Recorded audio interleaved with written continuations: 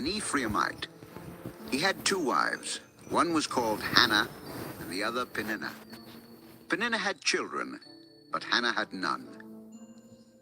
Year after year, this man went up from his town to worship and sacrifice to the Lord Almighty at Shiloh, where Hophni and Phinehas, the 2 sons of Eli, were priests of the Lord. Whenever the day came for Elkanah to sacrifice, he would give portions of the meat to his wife Peninnah and to all her sons and daughters.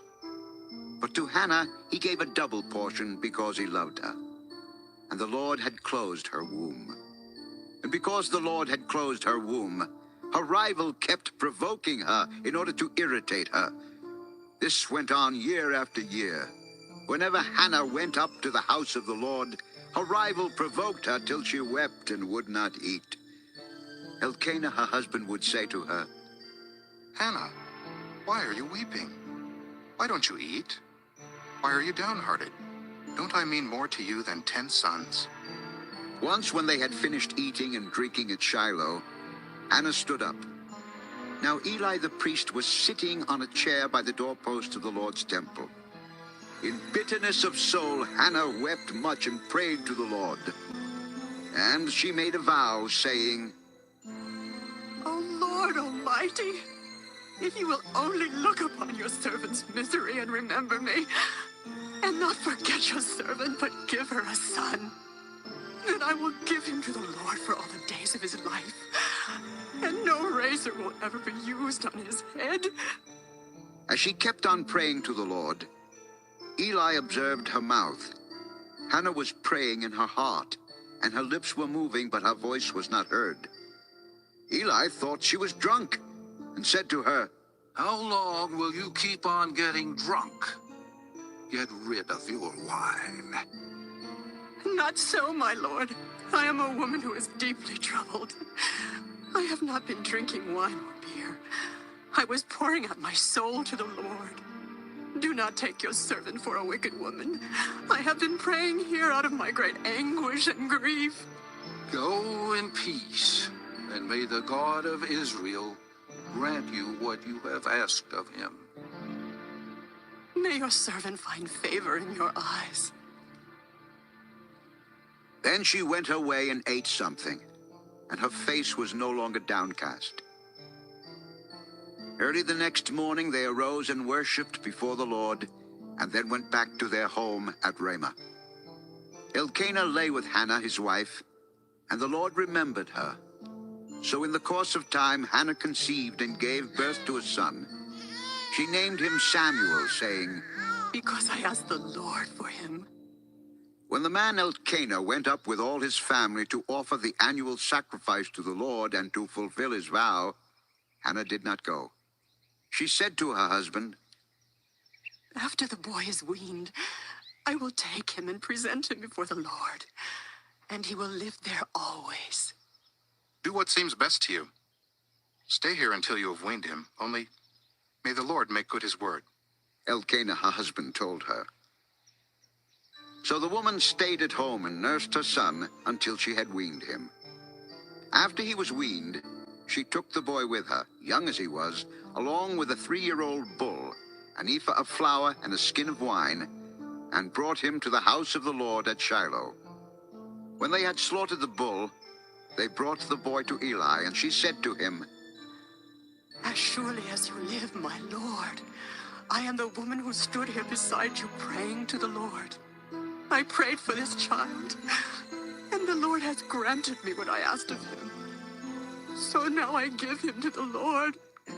For his whole life he will be given over to the Lord. And he worshipped the Lord there. 1 Samuel 2. Then Hannah prayed and said, My heart rejoices in the Lord. In the Lord my horn is lifted high. My mouth boasts over my enemies, for I delight in your deliverance. There is no one holy like the Lord. There is no one besides you. There is no rock like our God. Do not keep talking so proudly or let your mouth speak such arrogance. For the Lord is a God who knows, and by him deeds are weighed. The bows of the warriors are broken. But those who stumbled are armed with strength. Those who were full hire themselves out for food. But those who were hungry hunger no more. She who was barren has borne 7 children, but she who has had many sons pines away.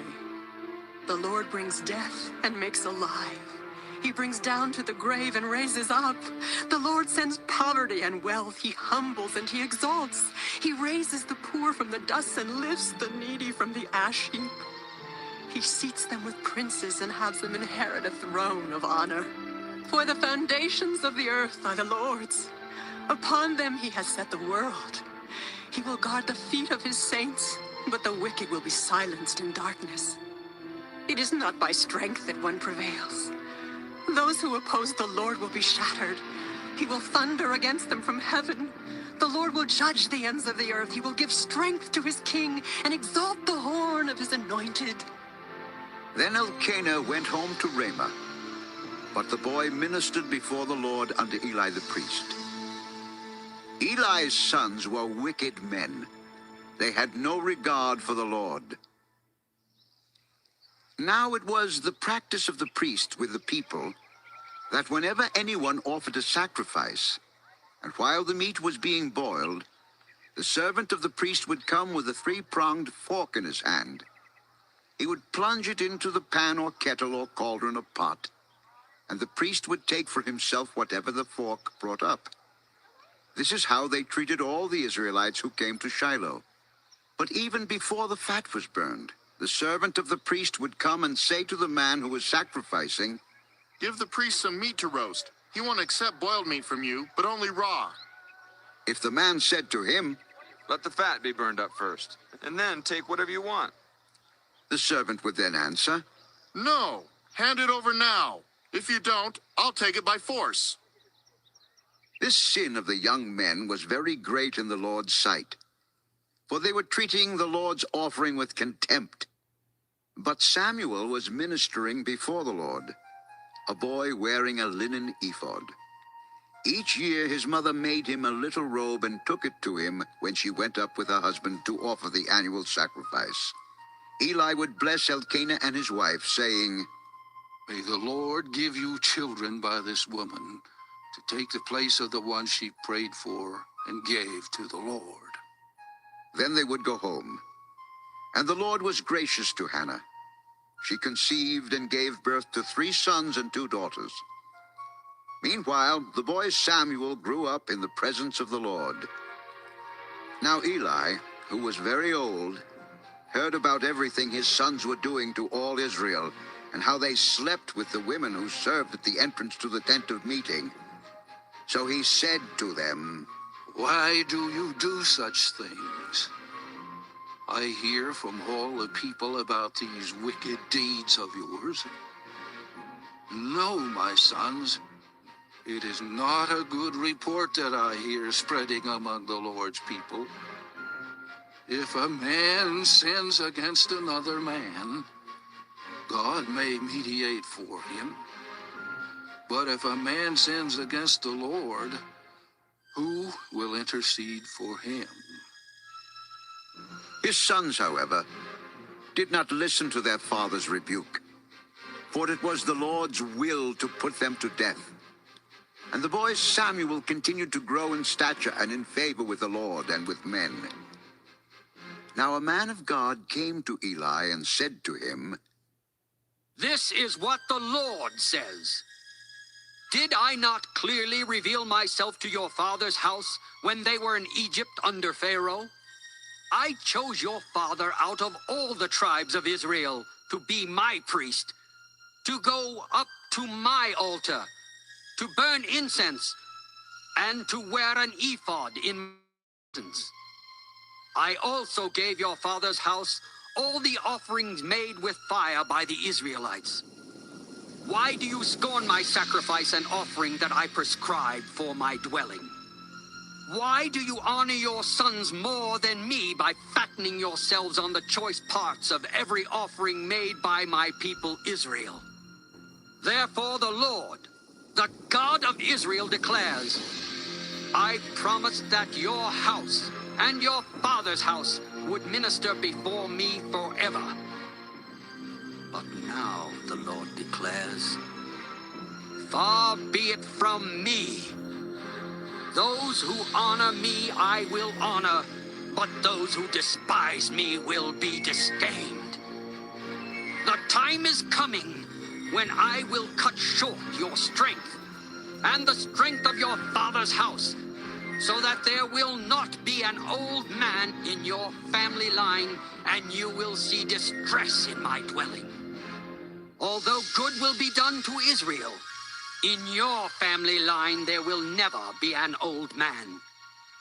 Every one of you that I do not cut off from my altar will be spared only to blind your eyes with tears and to grieve your heart, and all your descendants will die in the prime of life.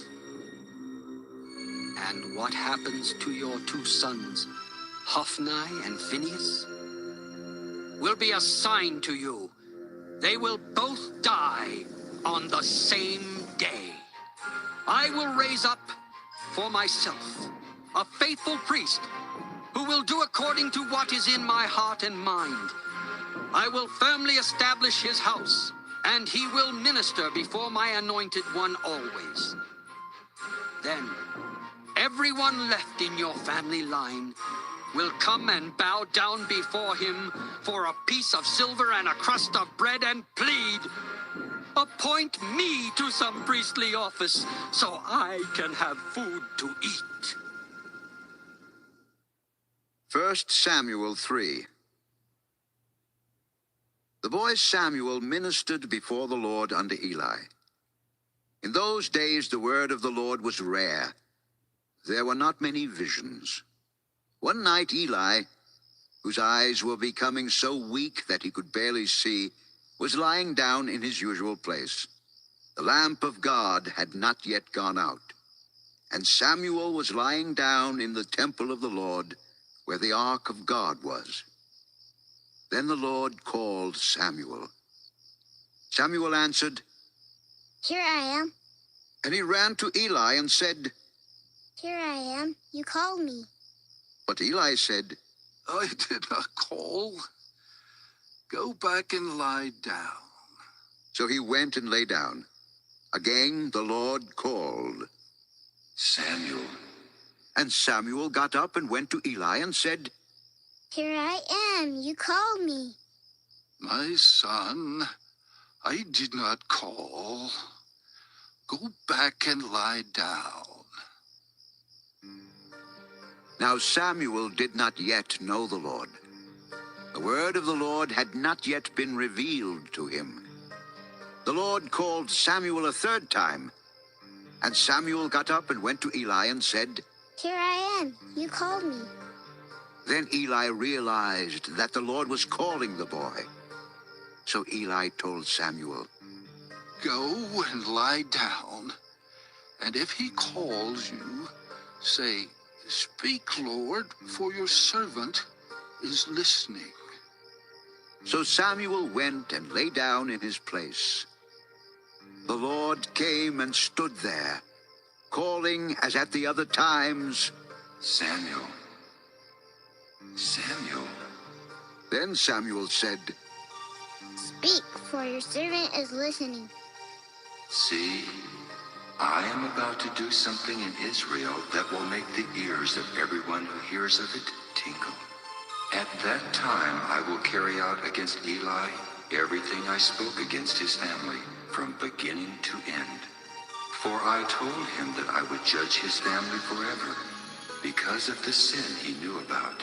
His sons made themselves contemptible, and he failed to restrain them.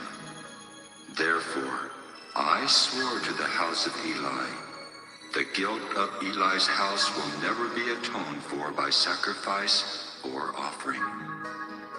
Samuel lay down until morning and then opened the doors of the house of the Lord. He was afraid to tell Eli the vision, but Eli called him and said, Samuel, my son, "Here I am."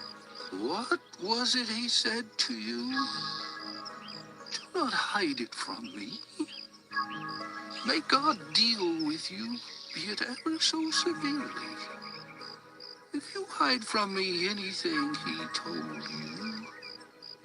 So Samuel told him everything, hiding nothing from him.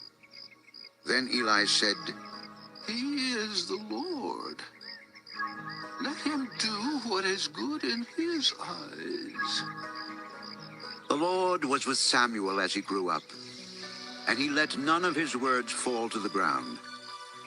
And all Israel, from Dan to Beersheba, recognized that Samuel was attested as a prophet of the Lord. The Lord continued to appear at Shiloh, and there he revealed himself to Samuel through his word. 1 Samuel 4. And Samuel's word came to all Israel.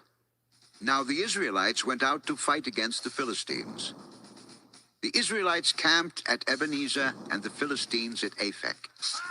The Philistines deployed their forces to meet Israel, and as the battle spread, Israel was defeated by the Philistines, who killed about 4,000 of them on the battlefield. When the soldiers returned to camp, the elders of Israel asked, Why did the Lord bring defeat upon us today before the Philistines? Let us bring the ark of the Lord's covenant from Shiloh, so that it may go with us and save us from the hand of our enemies. So the people sent men to Shiloh, and they brought back the ark of the covenant of the Lord Almighty, who is enthroned between the cherubim. And Eli's 2 sons, Hophni and Phinehas, were there with the ark of the covenant of God. When the ark of the Lord's covenant came into the camp, all Israel raised such a great shout that the ground shook. Hearing the uproar, the Philistines asked, What's all this shouting in the Hebrew camp? When they learned that the ark of the Lord had come into the camp, the Philistines were afraid. A god has come into the camp. We're in trouble. Nothing like this has happened before. Woe to us! Who will deliver us from the hand of these mighty gods? They are the gods who struck the Egyptians with all kinds of plagues in the desert. Be strong, Philistines. Be men, or you will be subject to the Hebrews as they have been to you. Be men and fight! So the Philistines fought, and the Israelites were defeated, and every man fled to his tent.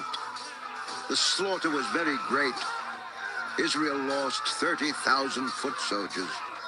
The ark of God was captured, and Eli's 2 sons, Hophni and Phinehas, died. That same day a Benjamite ran from the battle line and went to Shiloh, his clothes torn and dust on his head. When he arrived, there was Eli sitting on his chair by the side of the road, watching, because his heart feared for the ark of God.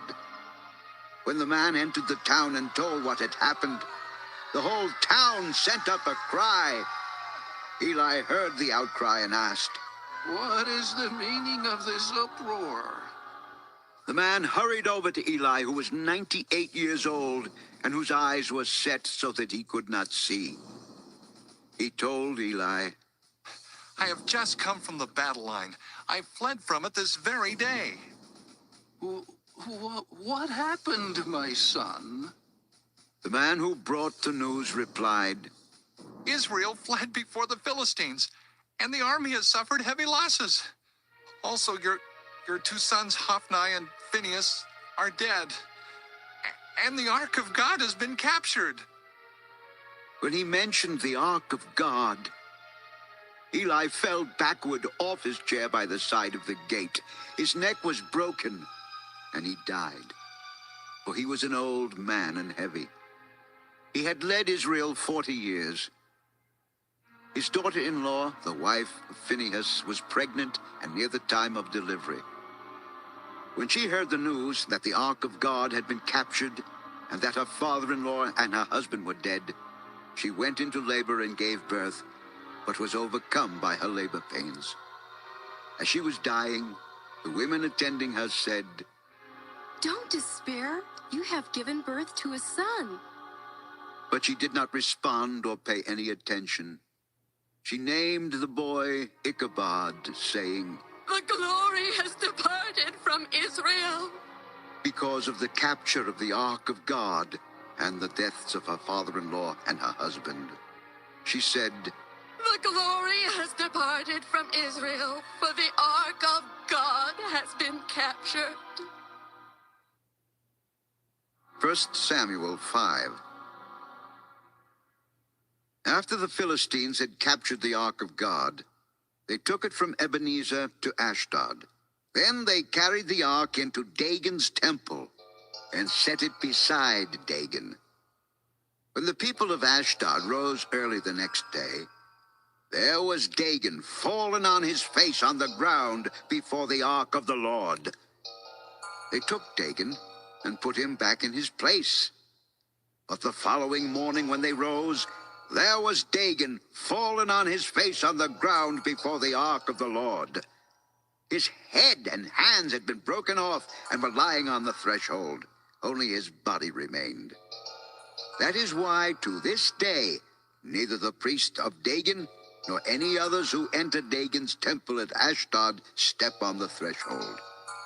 The Lord's hand was heavy upon the people of Ashdod and its vicinity. He brought devastation upon them and afflicted them with tumors. When the men of Ashdod saw what was happening, they said, The ark of the God of Israel must not stay here with us, because his hand is heavy upon us and upon Dagon, our God. So they called together all the rulers of the Philistines and asked them, What shall we do with the ark of the God of Israel? Have the ark of the God of Israel moved to Gath. So they moved the ark of the God of Israel. But after they had moved it, the Lord's hand was against that city, throwing it into a great panic. He afflicted the people of the city, both young and old, with an outbreak of tumors. So they sent the ark of God to Ekron. As the ark of God was entering Ekron, the people of Ekron cried out, They have brought the ark of the God of Israel around to us to kill us and our people. So they called together all the rulers of the Philistines and said, Send the ark of the God of Israel away. Let it go back to its own place, or it will kill us and our people. For death had filled the city with panic. God's hand was very heavy upon it. Those who did not die were afflicted with tumors, and the outcry of the city went up to heaven. 1 Samuel 6. When the ark of the Lord had been in Philistine territory 7 months, the Philistines called for the priest and the diviners and said, What shall we do with the ark of the Lord? Tell us how we should send it back to its place. If you return the ark of the God of Israel, do not send it away empty, but by all means send a guilt offering to him. Then you will be healed, and you will know why his hand has not been lifted from you. The Philistines asked, What guilt offering should we send to him? 5 gold tumors and 5 gold rats, according to the number of the Philistine rulers, because the same plague has struck both you and your rulers. Make models of the tumors and of the rats that are destroying the country, and pay honor to Israel's God. Perhaps he will lift his hand from you and your gods and your land. Why do you harden your hearts as the Egyptians and Pharaoh did? When he treated them harshly, did they not send the Israelites out so they could go on their way? Now then, get a new cart ready, with 2 cows that have calved and have never been yoked.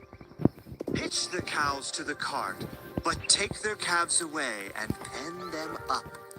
Take the ark of the Lord and put it on the cart, and in a chest beside it, put the gold objects you are sending back to him as a guilt offering. Send it on its way, but keep watching it. If it goes up to its own territory, toward Beth Shemesh, then the Lord has brought this great disaster on us. But if it does not, then we will know that it was not his hand that struck us, and that it happened to us by chance. So they did this. They took 2 such cows and hitched them to the cart and penned up their calves. They placed the ark of the Lord on the cart, and along with it, the chest containing the gold rats and the models of the tumors. Then the cows went straight up toward Beth Shemesh, keeping on the road and lowing all the way. They did not turn to the right or to the left. The rulers of the Philistines followed them as far as the border of Beth Shemesh. Now the people of Beth Shemesh were harvesting their wheat in the valley. And when they looked up and saw the ark, they rejoiced at the sight. The cart came to the field of Joshua of Beth Shemesh, and there it stopped beside a large rock. The people chopped up the wood of the cart and sacrificed the cows as a burnt offering to the Lord.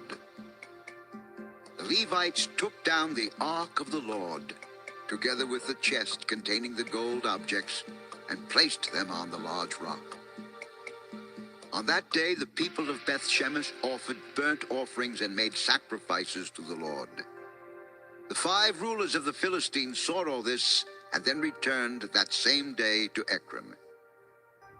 These are the gold tumors the Philistines sent as a guilt offering to the Lord, 1 each for Ashdod, Gaza, Ashkelon, Gath, and Ekron.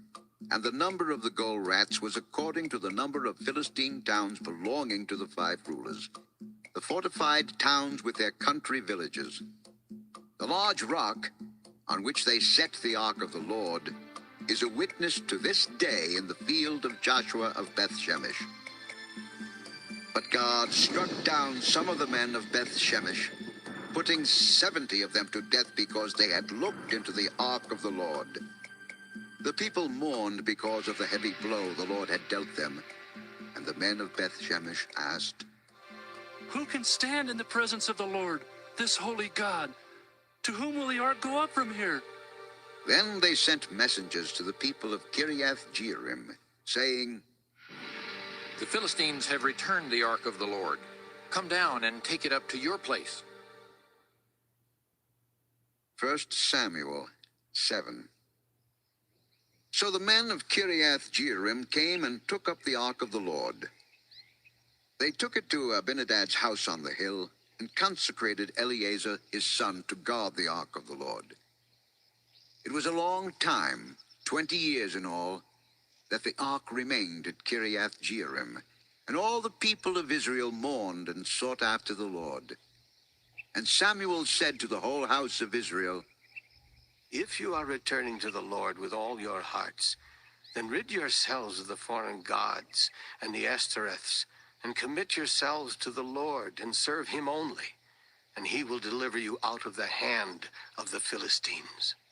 So the Israelites put away their Baals and Ashtoreths and served the Lord only. Then Samuel said, Assemble all Israel at Mizpah, and I will intercede with the Lord for you. When they had assembled at Mizpah, they drew water and poured it out before the Lord. On that day they fasted, and there they confessed. We have sinned against the Lord. We have sinned. And Samuel was leader of Israel at Mizpah. When the Philistines heard that Israel had assembled at Mizpah, the rulers of the Philistines came up to attack them. And when the Israelites heard of it, they were afraid because of the Philistines. They said to Samuel, Do not stop crying out to the Lord our God for us, that he may rescue us from the hand of the Philistines. Then Samuel took a suckling lamb and offered it up as a whole burnt offering to the Lord. He cried out to the Lord on Israel's behalf, and the Lord answered him. While Samuel was sacrificing the burnt offering, the Philistines drew near to engage Israel in battle. But that day the Lord thundered with loud thunder against the Philistines and threw them into such a panic that they were routed before the Israelites. The men of Israel rushed out of Mizpah and pursued the Philistines, slaughtering them along the way to a point below Bethkar. Then Samuel took a stone and set it up between Mizpah and Shen.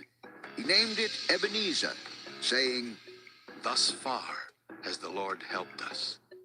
So the Philistines were subdued and did not invade Israelite territory again.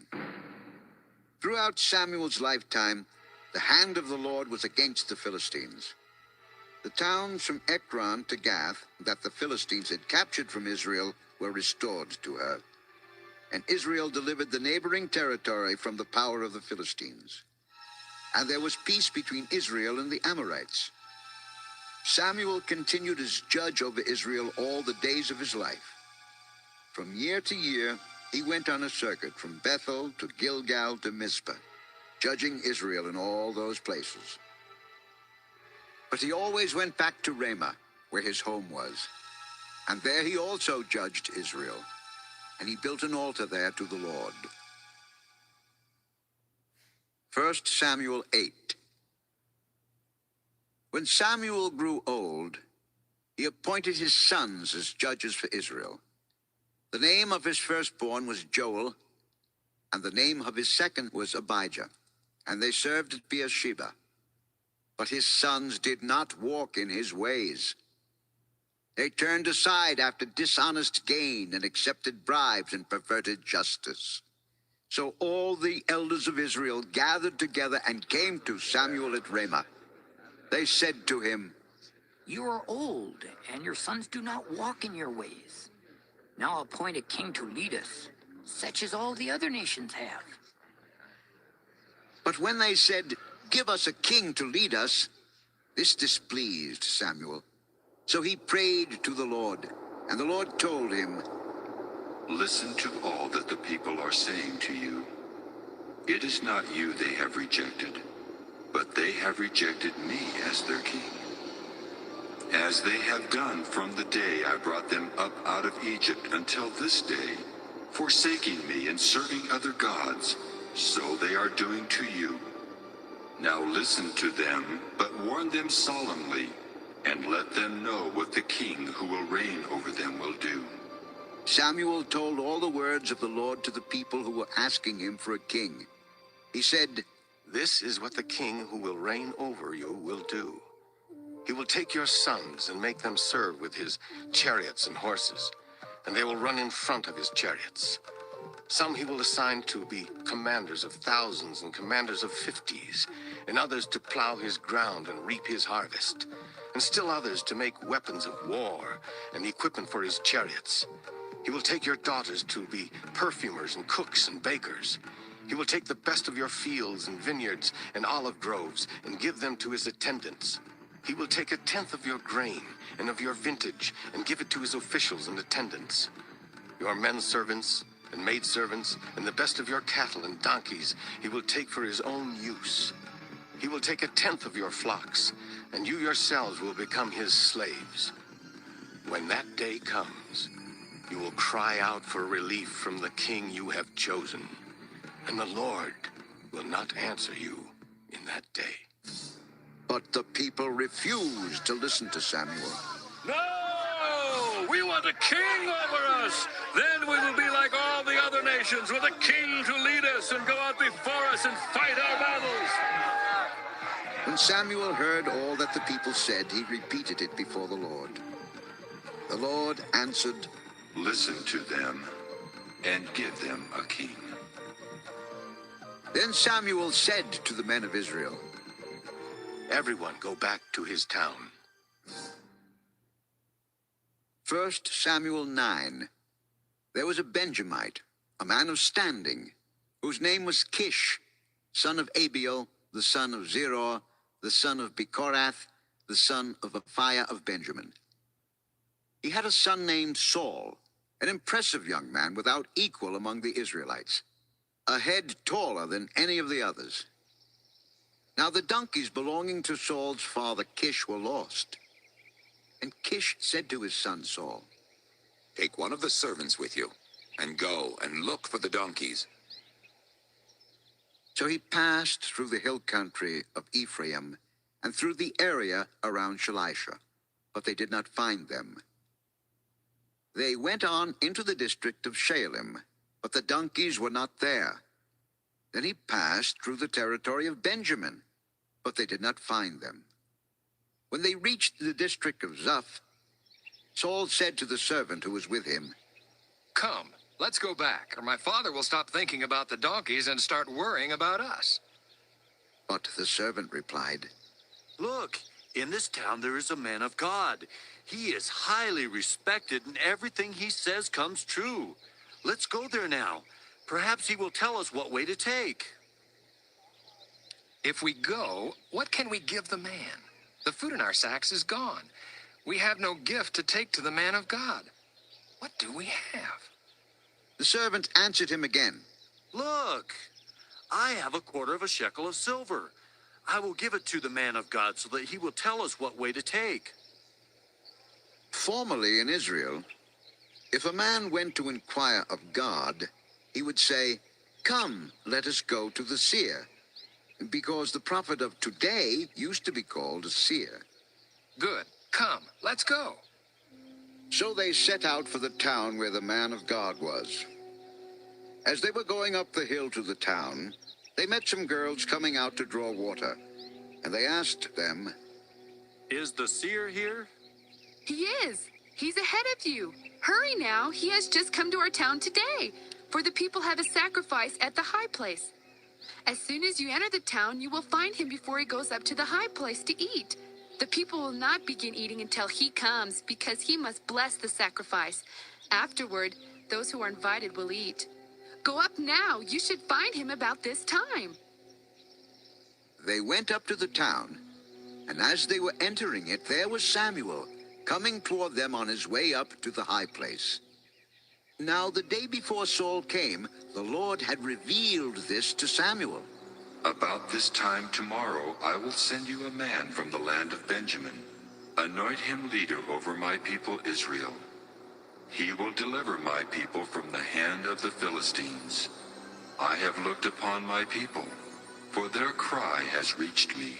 When Samuel caught sight of Saul, the Lord said to him, "This is the man I spoke to you about. He will govern my people." Saul approached Samuel in the gateway and asked, Would you please tell me where the seer's house is? I am the seer. Go up ahead of me to the high place, for today you are to eat with me. And in the morning I will let you go, and will tell you all that is in your heart. As for the donkeys you lost 3 days ago, do not worry about them. They have been found. And to whom is all the desire of Israel turned, if not to you and all your father's family? But am I not a Benjamite from the smallest tribe of Israel? And is not my clan the least of all the clans of the tribe of Benjamin? Why do you say such a thing to me? Then Samuel brought Saul and his servant into the hall and seated them at the head of those who were invited, about 30 in number. Samuel said to the cook, Bring the piece of meat I gave you, the one I told you to lay aside. So the cook took up the leg with what was on it and set it in front of Saul. Samuel said, Here is what has been kept for you. Eat, because it was set aside for you for this occasion, from the time I said, I have invited guests. And Saul dined with Samuel that day. After they came down from the high place to the town, Samuel talked with Saul on the roof of his house. They rose about daybreak, and Samuel called to Saul on the roof. Get ready, and I will send you on your way. When Saul got ready, he and Samuel went outside together. As they were going down to the edge of the town, Samuel said to Saul, Tell the servant to go on ahead of us, but you stay here a while, so that I may give you a message from God. And the servant did so. 1 Samuel 10. Then Samuel took a flask of oil and poured it on Saul's head and kissed him, saying, Has not the Lord anointed you leader over his inheritance? When you leave me today, you will meet 2 men near Rachel's tomb at Zelzah on the border of Benjamin. They will say to you, The donkeys you set out to look for have been found, and now your father has stopped thinking about them and is worried about you. He is asking, What shall I do about my son? Then you will go on from there until you reach the great tree of Tabor. 3 men going up to God at Bethel will meet you there.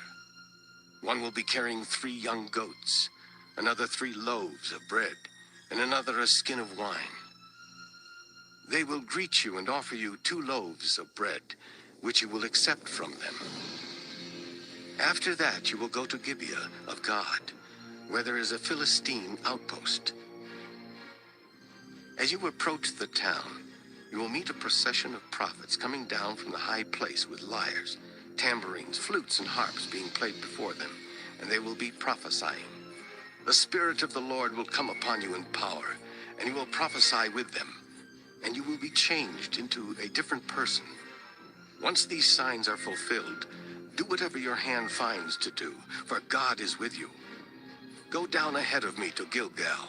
I will surely come down to you to sacrifice burnt offerings and fellowship offerings, but you must wait 7 days until I come to you and tell you what you are to do.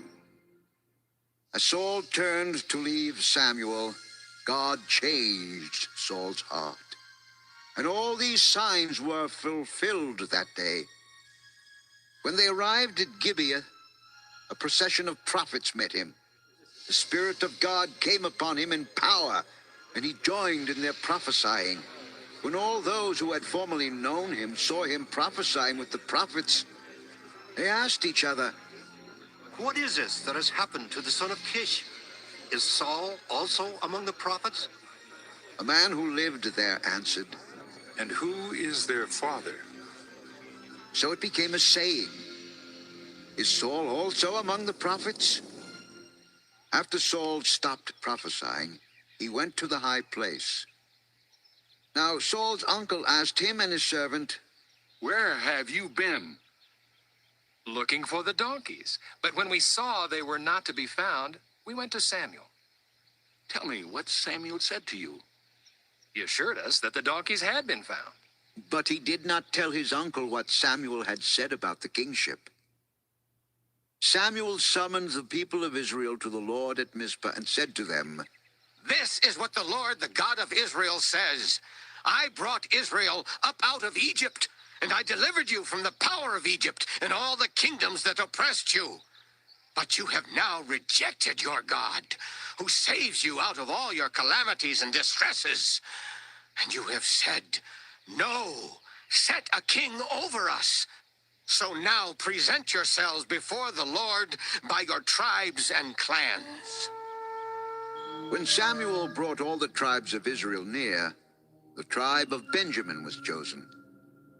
Then he brought forward the tribe of Benjamin, clan by clan, and Matri's clan was chosen. Finally, Saul, son of Kish, was chosen. But when they looked for him, he was not to be found. So they inquired further of the Lord. Has the man come here yet? And the Lord said, Yes, he has hidden himself among the baggage. They ran and brought him out. And as he stood among the people, he was a head taller than any of the others. Samuel said to all the people, Do you see the man the Lord has chosen? There is no one like him among all the people. Then the people shouted, Long live the king! Samuel explained to the people the regulations of the kingship. He wrote them down on a scroll and deposited it before the Lord. Then Samuel dismissed the people, each to his own home. Saul also went to his home in Gibeah, accompanied by valiant men whose hearts God had touched. But some troublemakers said, How can this fellow save us? They despised him and brought him no gifts. But Saul kept silent. 1 Samuel 11. Nahash the Ammonite went up and besieged Jabesh Gilead. And all the men of Jabesh said to him, Make a treaty with us, and we'll be subject to you. But Nahash the Ammonite replied, I will make a treaty with you, only on the condition that I gouge out the right eye of every one of you, and so bring disgrace on all Israel. The elders of Jabesh said to him, Give us 7 days so we can send messengers throughout Israel. If no one comes to rescue us, we will surrender to you. When the messengers came to Gibeah of Saul and reported these terms to the people, they all wept aloud. Just then, Saul was returning from the fields behind his oxen, and he asked, What is wrong with the people? Why are they weeping? Then they repeated to him what the men of Jabesh had said. When Saul heard their words, the Spirit of God came upon him in power, and he burned with anger. He took a pair of oxen, cut them into pieces, and sent the pieces by messengers throughout Israel, proclaiming, "This is what will be done to the oxen of anyone who does not follow Saul and Samuel." Then the terror of the Lord fell on the people, and they turned out as one man. When Saul mustered them at Bezek, the men of Israel numbered 300,000, and the men of Judah 30,000. They told the messengers who had come, "Say to the men of Jabesh Gilead, by the time the sun is hot tomorrow, you will be delivered." When the messengers went and reported this to the men of Jabesh, they were elated. They said to the Ammonites, Tomorrow we will surrender to you, and you can do to us whatever seems good to you. The next day Saul separated his men into 3 divisions. During the last watch of the night, they broke into the camp of the Ammonites and slaughtered them until the heat of the day. Those who survived were scattered, so that no 2 of them were left together. The people then said to Samuel, "Who was it that asked, 'Shall Saul reign over us?' Bring these men to us, and we will put them to death." No one shall be put to death today, for this day the Lord has rescued Israel. Then Samuel said to the people, Come, let us go to Gilgal, and there reaffirm the kingship. So all the people went to Gilgal and confirmed Saul as king in the presence of the Lord. There they sacrificed fellowship offerings before the Lord, and Saul and all the Israelites held a great celebration. 1 Samuel 12. Samuel said to all Israel, I have listened to everything you said to me, and have set a king over you. Now you have a king as your leader. As for me, I am old and gray, and my sons are here with you. I have been your leader from my youth until this day. Here I stand, testify against me in the presence of the Lord and his anointed. Whose ox have I taken? Whose donkey have I taken? Whom have I cheated? Whom have I oppressed? From whose hand have I accepted a bribe to make me shut my eyes? If I have done any of these, I will make it right. You have not cheated or oppressed us. You have not taken anything from anyone's hand. The Lord is witness against you, and also his anointed is witness this day, that you have not found anything in my hand. He is witness. Then Samuel said to the people, It is the Lord who appointed Moses and Aaron and brought your forefathers up out of Egypt. Now then, stand here, because I am going to confront you with evidence before the Lord as to all the righteous acts performed by the Lord for you and your fathers. After Jacob entered Egypt, they cried to the Lord for help, and the Lord sent Moses and Aaron, who brought your forefathers out of Egypt and settled them in this place. But they forgot the Lord their God. So he sold them into the hand of Sisera, the commander of the army of Hazor, and into the hands of the Philistines and the king of Moab, who fought against them. They cried out to the Lord and said, We have sinned. We have forsaken the Lord and served the Baals and the Ashtoreths. But now deliver us from the hands of our enemies, and we will serve you. Then the Lord sent Jerubbaal, Barak, Jephthah, and Samuel, and he delivered you from the hands of your enemies on every side, so that you lived securely. But when you saw that Nahash, king of the Ammonites, was moving against you, you said to me, No, we want a king to rule over us, even though the Lord your God was your king. Now here is the king you have chosen, the one you asked for. See, the Lord has set a king over you. If you fear the Lord and serve and obey him and do not rebel against his commands, and if both you and the king who reigns over you follow the Lord your God, good. But if you do not obey the Lord, and if you rebel against his commands, his hand will be against you, as it was against your fathers. Now then, stand still and see this great thing the Lord is about to do before your eyes. Is it not wheat harvest now? I will call upon the Lord to send thunder and rain, and you will realize what an evil thing you did in the eyes of the Lord when you asked for a king. Then Samuel called upon the Lord. And that same day the Lord sent thunder and rain. So all the people stood in awe of the Lord and of Samuel. The people all said to Samuel, "Pray to the Lord your God for your servants, so that we will not die. For we have added to all our other sins the evil of asking for a king." Do not be afraid. You have done all this evil. Yet do not turn away from the Lord, but serve the Lord with all your heart. Do not turn away after useless idols. They can do you no good, nor can they rescue you, because they are useless. For the sake of his great name, the Lord will not reject his people, because the Lord was pleased to make you his own. As for me, far be it from me that I should sin against the Lord by failing to pray for you. And I will teach you the way that is good and right. But be sure to fear the Lord and serve him faithfully with all your heart. Consider what great things he has done for you. Yet, if you persist in doing evil, both you and your king will be swept away. 1 Samuel 13. Saul was 30 years old when he became king, and he reigned over Israel 42 years. Saul chose 3,000 men from Israel. 2,000 were with him at Michmash and in the hill country of Bethel, and 1,000 were with Jonathan at Gibeah in Benjamin. The rest of the men he sent back to their homes.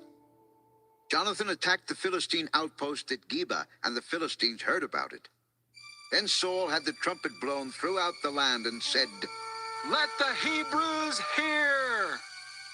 So all Israel heard the news. Saul has attacked the Philistine outpost, and now Israel has become a stench to the Philistines. And the people were summoned to join Saul at Gilgal.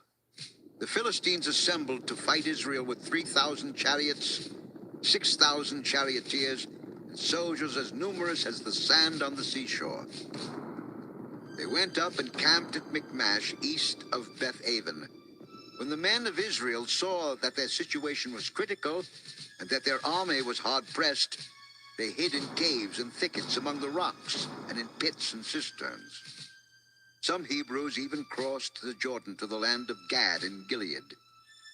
Saul remained at Gilgal, and all the troops with him were quaking with fear.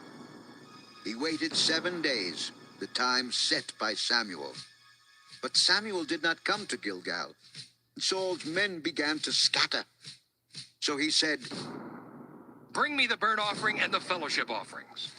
And Saul offered up the burnt offering. Just as he finished making the offering, Samuel arrived, and Saul went out to greet him. What have you done?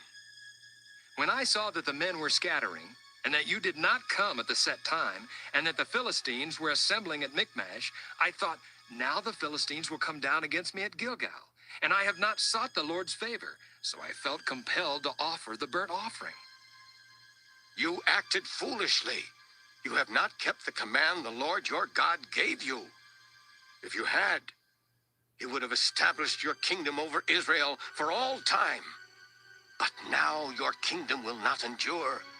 The Lord has sought out a man after his own heart and appointed him leader of his people, because you have not kept the Lord's command. Then Samuel left Gilgal and went up to Gibeah in Benjamin. And Saul counted the men who were with him. They numbered about 600. Saul and his son Jonathan and the men with them were staying in Gibeah in Benjamin, while the Philistines camped at Michmash. Raiding parties went out from the Philistine camp in 3 detachments. One turned toward Ophrah in the vicinity of Shual, another toward Beth-horon, and the third toward the borderland overlooking the valley of Zeboim. facing the desert. Not a blacksmith could be found in the whole land of Israel, because the Philistines had said, Otherwise, the Hebrews will make swords or spears. So all Israel went down to the Philistines to have their plowshares, mattocks, axes, and sickles sharpened. The price was 2/3 of a shekel for sharpening plowshares and mattocks, and 1/3 of a shekel for sharpening forks and axes and for repointing goads. So on the day of the battle, not a soldier with Saul and Jonathan had a sword or spear in his hand. Only Saul and his son Jonathan had them. Now a detachment of Philistines had gone out to the pass at Michmash. 1 Samuel 14.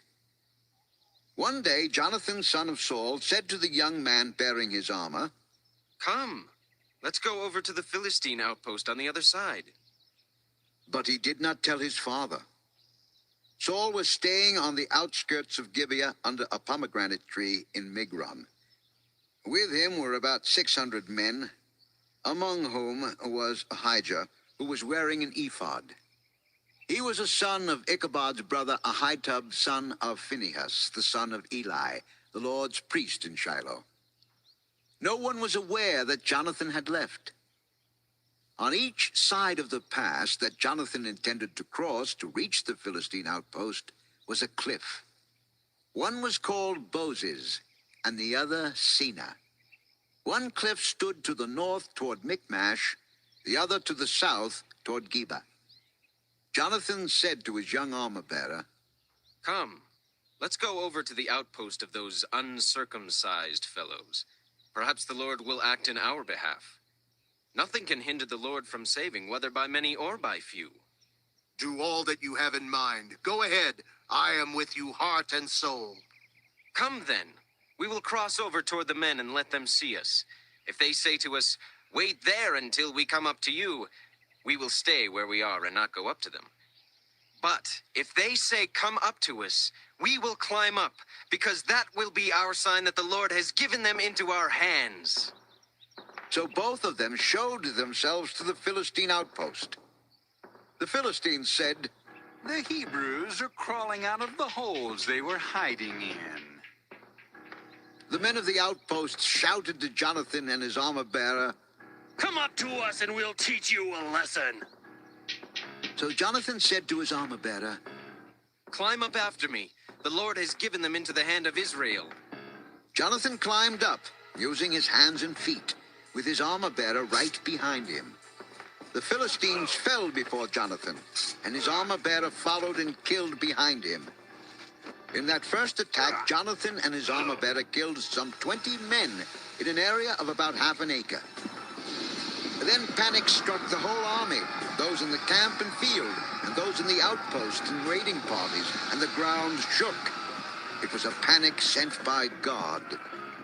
Saul's lookouts at Gibeah of Benjamin saw the army melting away in all directions. Then Saul said to the men who were with him, Muster the forces and see who has left us. When they did, it was Jonathan and his armor-bearer who were not there. Saul said to Ahijah, Bring the ark of God. At that time it was with the Israelites. While Saul was talking to the priest, the tumult in the Philistine camp increased more and more. So Saul said to the priest, Withdraw your hand. Then Saul and all his men assembled and went to the battle. They found the Philistines in total confusion, striking each other with their swords. Those Hebrews who had previously been with the Philistines and had gone up with them to their camp went over to the Israelites who were with Saul and Jonathan.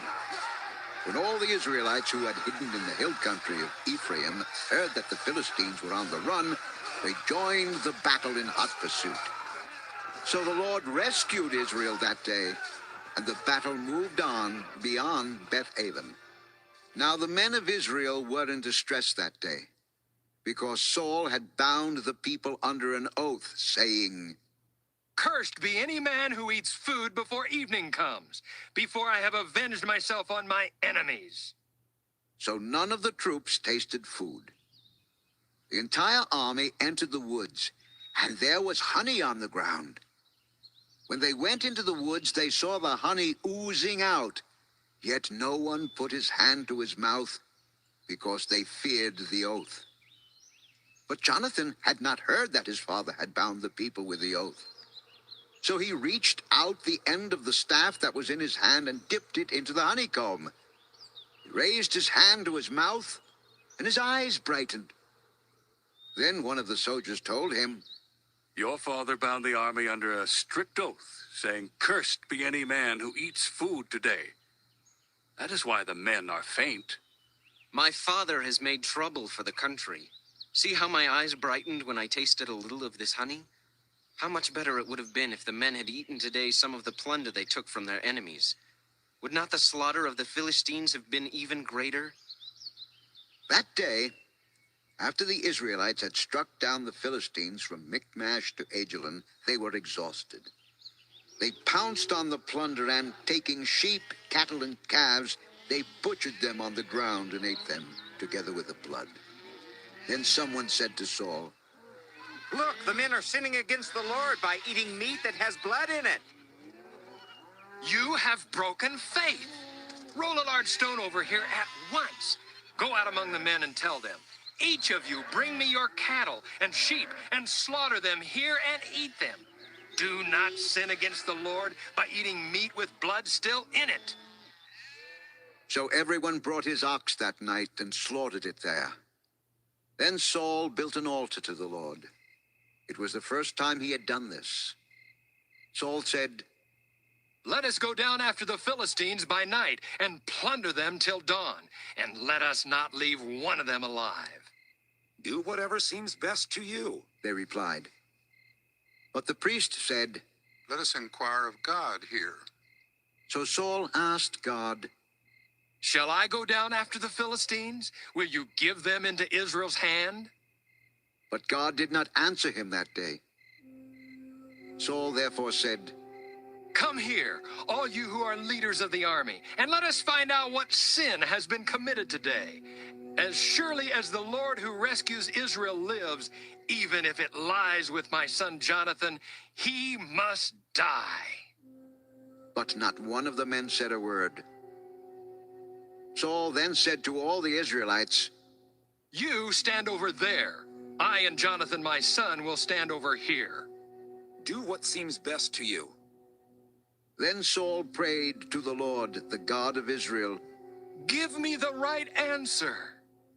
And Jonathan and Saul were taken by lot, and the men were cleared.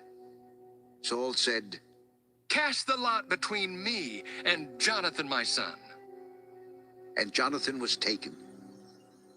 Then Saul said to Jonathan, Tell me what you have done. I merely tasted a little honey with the end of my staff, and now must I die? May God deal with me, be it ever so severely, if you do not die, Jonathan. But the men said to Saul, Should Jonathan die, he who has brought about this great deliverance in Israel? Never! As surely as the Lord lives, not a hair of his head will fall to the ground, for he did this today with God's help. So the men rescued Jonathan, and he was not put to death. Then Saul stopped pursuing the Philistines, and they withdrew to their own land. After Saul had assumed rule over Israel, he fought against their enemies on every side: Moab, the Ammonites, Edom, the kings of Zobah, and the Philistines. Wherever he turned, he inflicted punishment on them. He fought valiantly and defeated the Amalekites, delivering Israel from the hands of those who had plundered them. Saul's sons were Jonathan, Ishvi, and Malchishua. The name of his older daughter was Merab, and that of the younger was Michal. His wife's name was Ahinoam, daughter of Ahimaaz. The name of the commander of Saul's army was Abner, son of Ner, and Ner was Saul's uncle. Saul's father Kish and Abner's father Ner were sons of Abiel. All the days of Saul there was bitter war with the Philistines. And whenever Saul saw a mighty or brave man, he took him into his service. 1 Samuel 15. Samuel said to Saul, I am the one the Lord sent to anoint you king over his people Israel. So listen now to the message from the Lord. This is what the Lord Almighty says. I will punish the Amalekites for what they did to Israel when they waylaid them as they came up from Egypt. Now go, attack the Amalekites and totally destroy everything that belongs to them. Do not spare them. Put to death men and women, children and infants, cattle and sheep, camels and donkeys. So Saul summoned the men and mustered them at Telaim, 200,000 foot soldiers and 10,000 men from Judah. Saul went to the city of Amalek and set an ambush in the ravine. Then he said to the Kenites, Go away. Leave the Amalekites, so that I do not destroy you along with them. For you showed kindness to all the Israelites when they came up out of Egypt. So the Kenites moved away from the Amalekites. Then Saul attacked the Amalekites all the way from Havilah to Shur to the east of Egypt. He took Agag, king of the Amalekites, alive, and all his people he totally destroyed with the sword. But Saul and the army spared Agag and the best of the sheep and cattle, the fat calves and lambs, everything that was good. These they were unwilling to destroy completely, but everything that was despised and weak they totally destroyed. Then the word of the Lord came to Samuel.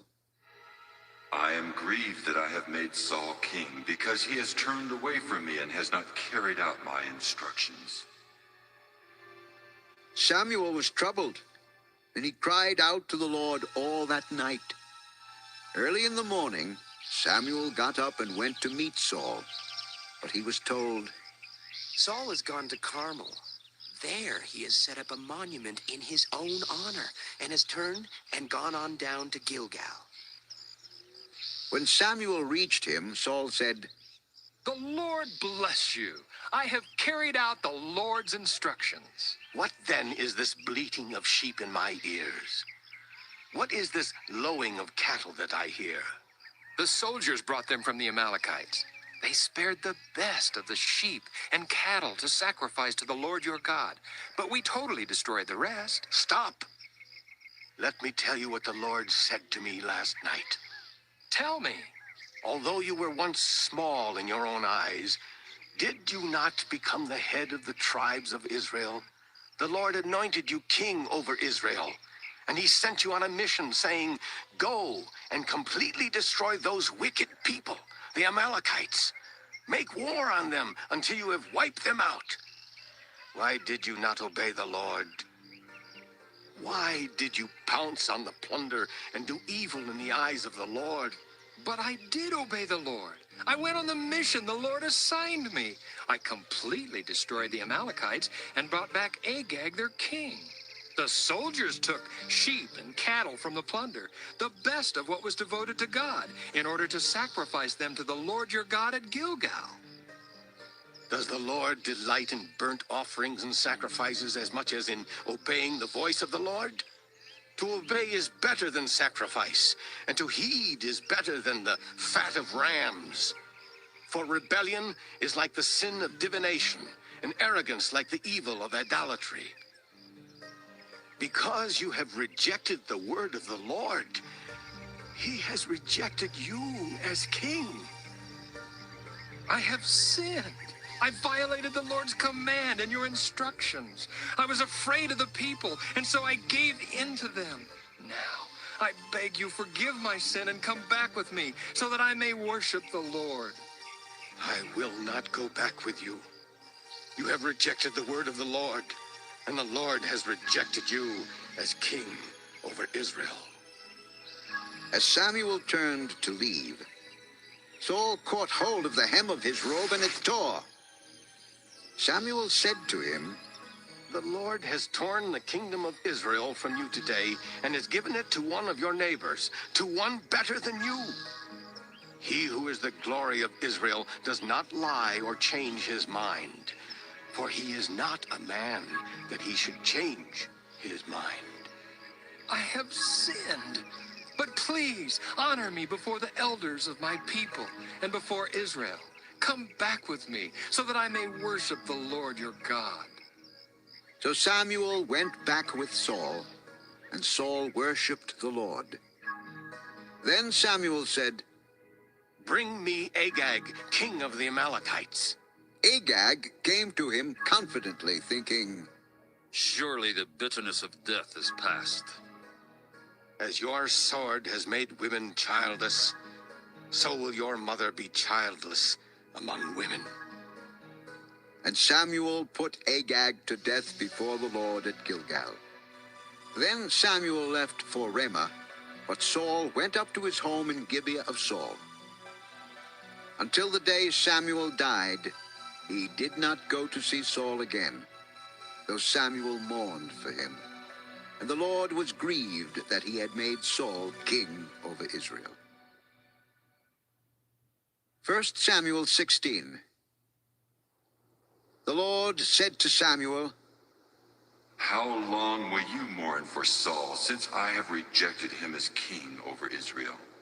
Fill your horn with oil and be on your way. I am sending you to Jesse of Bethlehem. I have chosen one of his sons to be king. How can I go? Saul will hear about it and kill me. Take a heifer with you and say, I have come to sacrifice to the Lord. Invite Jesse to the sacrifice, and I will show you what to do. You are to anoint for me the one I indicate. Samuel did what the Lord said. When he arrived at Bethlehem, the elders of the town trembled when they met him. They asked, You come in peace? Yes, in peace. I have come to sacrifice to the Lord. Consecrate yourselves and come to the sacrifice with me. Then he consecrated Jesse and his sons and invited them to the sacrifice. When they arrived, Samuel saw Eliab and thought, Surely the Lord's anointed stands here before the Lord. But the Lord said to Samuel, Do not consider his appearance or his height, for I have rejected him. The Lord does not look at the things man looks at. Man looks at the outward appearance, but the Lord looks at the heart. Then Jesse called Abinadab and had him pass in front of Samuel. But Samuel said, The Lord has not chosen this one either. Jesse then had Shammah pass by. But Samuel said, Nor has the Lord chosen this one. Jesse had 7 of his sons pass before Samuel. But Samuel said to him, The Lord has not chosen these. Are these all the sons you had? There is still the youngest, but he is tending the sheep. Send for him. We will not sit down until he arrives. So he sent and had him brought in. He was ruddy, with a fine appearance and handsome features. Then the Lord said, Rise and anoint him. He is the one. So Samuel took the horn of oil and anointed him in the presence of his brothers. And from that day on, the Spirit of the Lord came upon David in power. Samuel then went to Ramah. Now the Spirit of the Lord had departed from Saul, and an evil spirit from the Lord tormented him. Saul's attendants said to him, See, an evil spirit from God is tormenting you. Let our Lord command his servants here to search for someone who can play the harp. He will play when the evil spirit from God comes upon you, and you will feel better. So Saul said to his attendants, Find someone who plays well and bring him to me. One of the servants answered, I have seen a son of Jesse of Bethlehem who knows how to play the harp. He is a brave man and a warrior. He speaks well and is a fine-looking man, and the Lord is with him. Then Saul sent messengers to Jesse and said, Send me your son David, who is with the sheep. So Jesse took a donkey loaded with bread, a skin of wine, and a young goat, and sent them with his son David to Saul. David came to Saul and entered his service. Saul liked him very much, and David became one of his armor-bearers. Then Saul sent word to Jesse, saying, Allow David to remain in my service, for I am pleased with him. Whenever the Spirit from God came upon Saul, David would take his harp and play. Then relief would come to Saul. He would feel better, and the evil spirit would leave him. 1 Samuel 17. Now the Philistines gathered their forces for war and assembled at Soko in Judah. They pitched camp at Ephes Dammim between Soko and Azekah. Saul and the Israelites assembled and camped in the valley of Elah and drew up their battle line to meet the Philistines. The Philistines occupied one hill and the Israelites another, with the valley between them. A champion named Goliath, who was from Gath, came out of the Philistine camp. He was over 9 feet tall. He had a bronze helmet on his head and wore a coat of scale armor of bronze weighing 5,000 shekels. On his legs he wore bronze greaves, and a bronze javelin was slung on his back. His spear shaft was like a weaver's rod, and its iron point weighed 600 shekels. His shield bearer went ahead of him. Goliath stood and shouted to the ranks of Israel, "Why do you come out and line up for battle? Am I not a Philistine? And are you not the servants of Saul? Choose a man and have him come down to me. If he is able to fight and kill me, we will become your subjects. But if I overcome him and kill him, you will become our subjects and serve us. This day I defy the ranks of Israel. Give me a man and let us fight each other." On hearing the Philistines' words, Saul and all the Israelites were dismayed and terrified. Now David was the son of an Ephrathite named Jesse, who was from Bethlehem in Judah. Jesse had 8 sons, and in Saul's time he was old and well advanced in years. Jesse's 3 oldest sons had followed Saul to the war. The firstborn was Eliab, the second Abinadab, and the third Shammah. David was the youngest. The 3 oldest followed Saul, but David went back and forth from Saul to tend his father's sheep at Bethlehem. For 40 days the Philistine came forward every morning and evening and took his stand. Now Jesse said to his son David, "Take this ephah of roasted grain and these 10 loaves of bread for your brothers, and hurry to their camp. Take along these 10 cheeses to the commander of their unit. See how your brothers are, and bring back some assurance from them. They are with Saul and all the men of Israel in the valley of Elah, fighting against the Philistines." Early in the morning, David left the flock with the shepherd, loaded up and set out, as Jesse had directed. He reached the camp as the army was going out to its battle positions, shouting the war cry. Israel and the Philistines were drawing up their lines facing each other.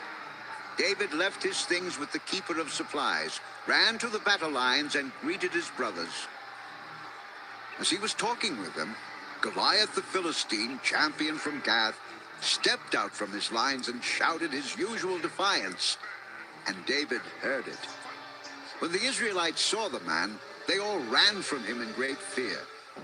Now the Israelites had been saying, "Do you see how this man keeps coming out? He comes out to defy Israel.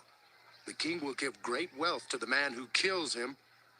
He will also give him his daughter in marriage and will exempt his father's family from taxes in Israel." David asked the men standing near him, "What will be done for the man who kills this Philistine and removes this disgrace from Israel? Who is this uncircumcised Philistine that he should defy the armies of the living God?"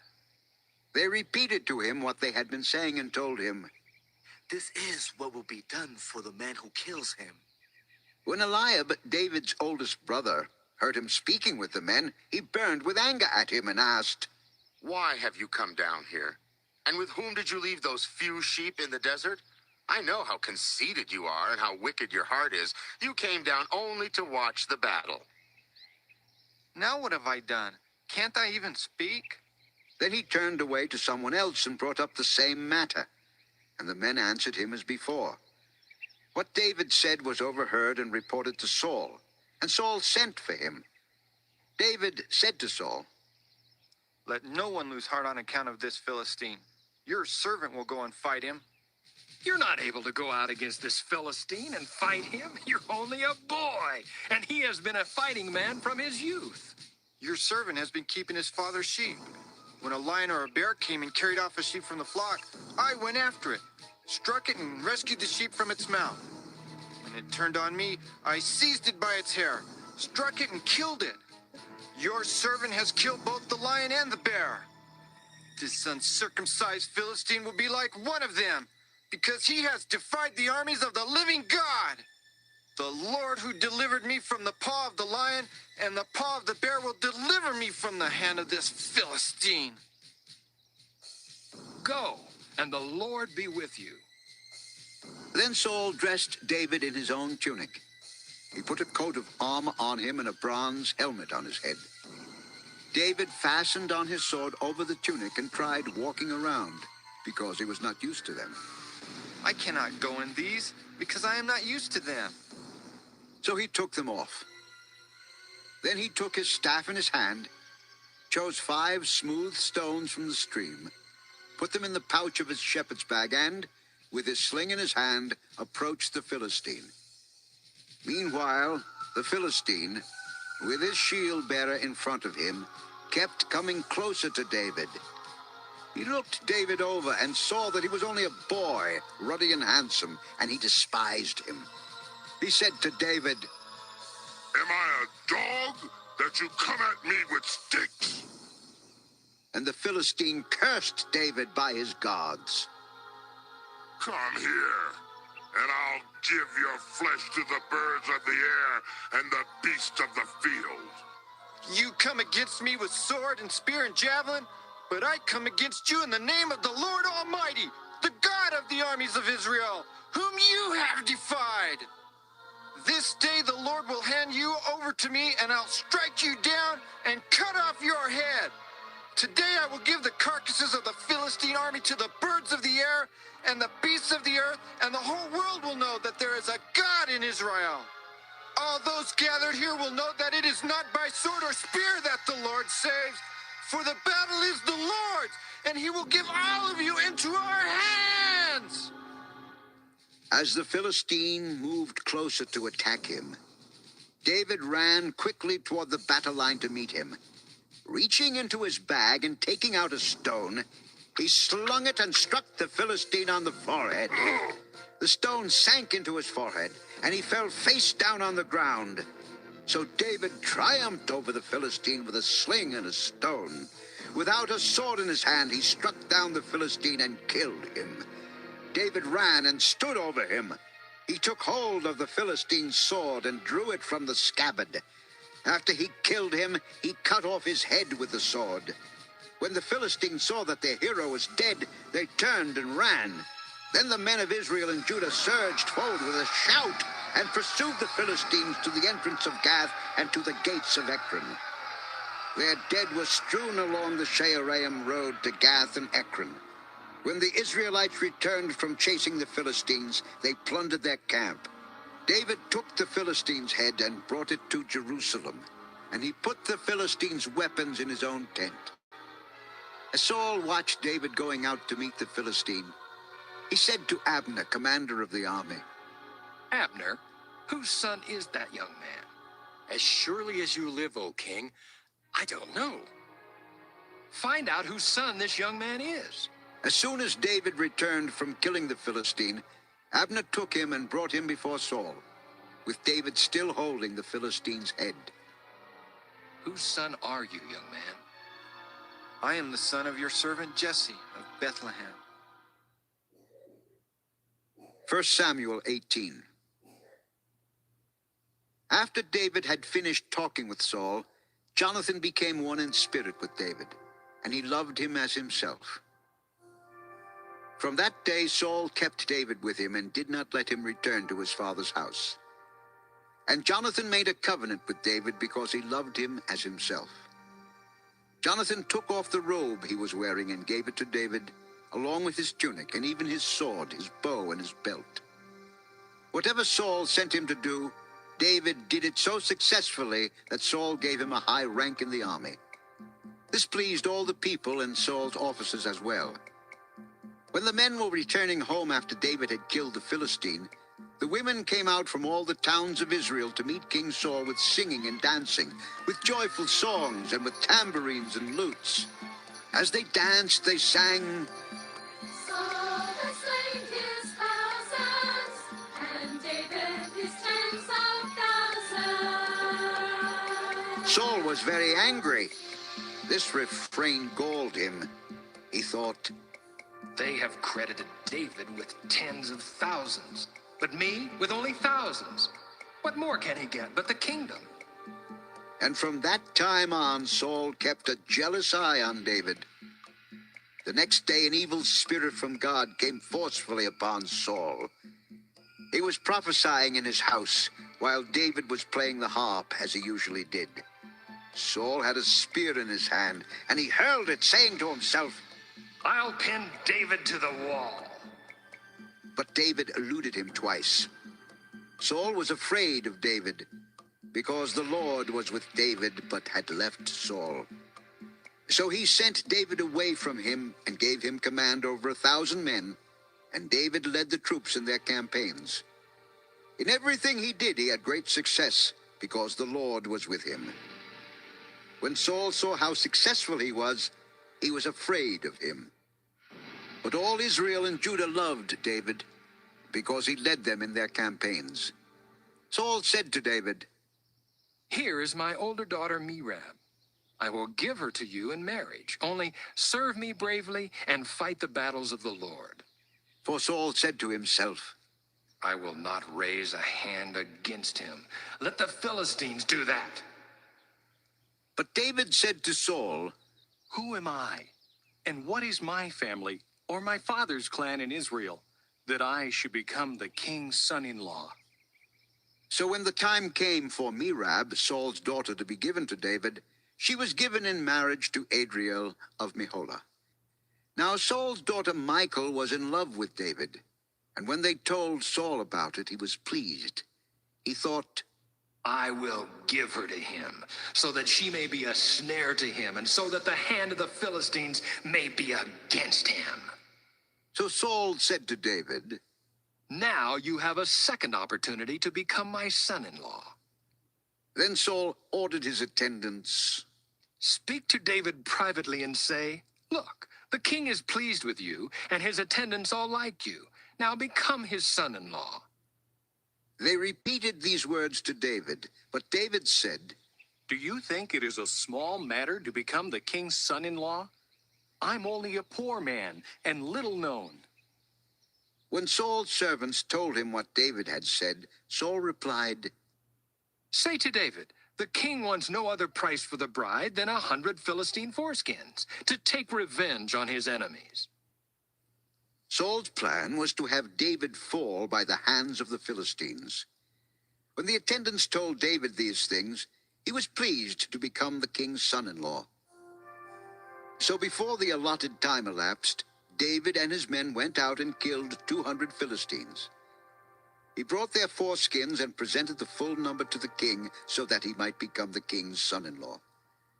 Then Saul gave him his daughter Michal in marriage.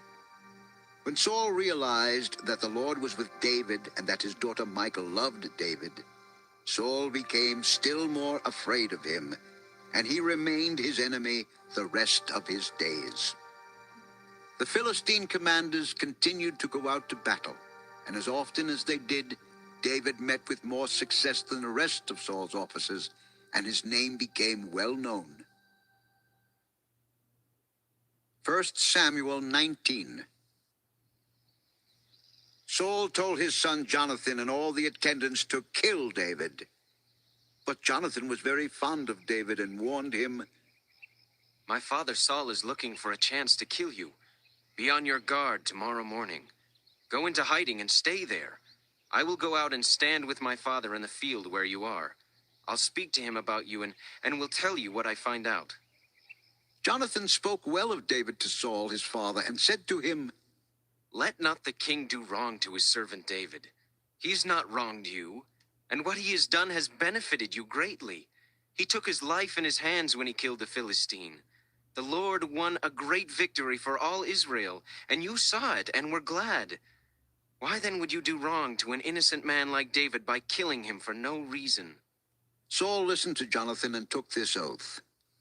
As surely as the Lord lives, David will not be put to death. So Jonathan called David and told him the whole conversation.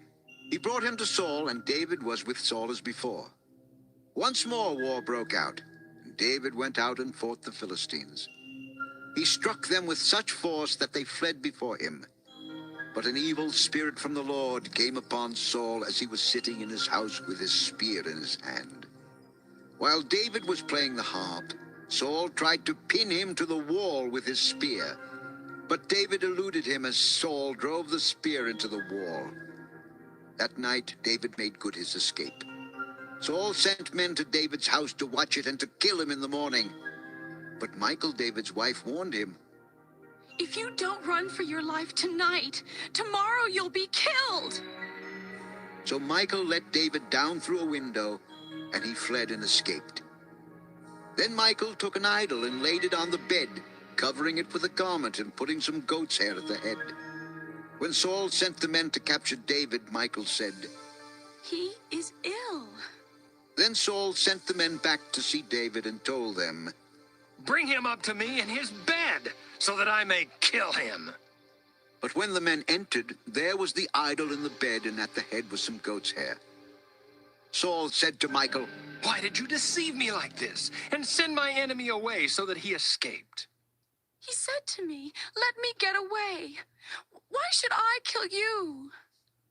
When David had fled and made his escape, he went to Samuel at Ramah and told him all that Saul had done to him. Then he and Samuel went to Naioth and stayed there. Word came to Saul. David is in Naioth at Ramah. So he sent men to capture him. But when they saw a group of prophets prophesying, with Samuel standing there as their leader, the Spirit of God came upon Saul's men, and they also prophesied. Saul was told about it, and he sent more men, and they prophesied too. Saul sent men a third time, and they also prophesied. Finally, he himself left for Ramah, and went to the great cistern at Sikhu. And he asked, Where are Samuel and David? Over in Naioth at Ramah. So Saul went to Naioth at Ramah. But the Spirit of God came even upon him, and he walked along prophesying until he came to Naioth. He stripped off his robes and also prophesied in Samuel's presence. He lay that way all that day and night. This is why people say, Is Saul also among the prophets? 1 Samuel 20.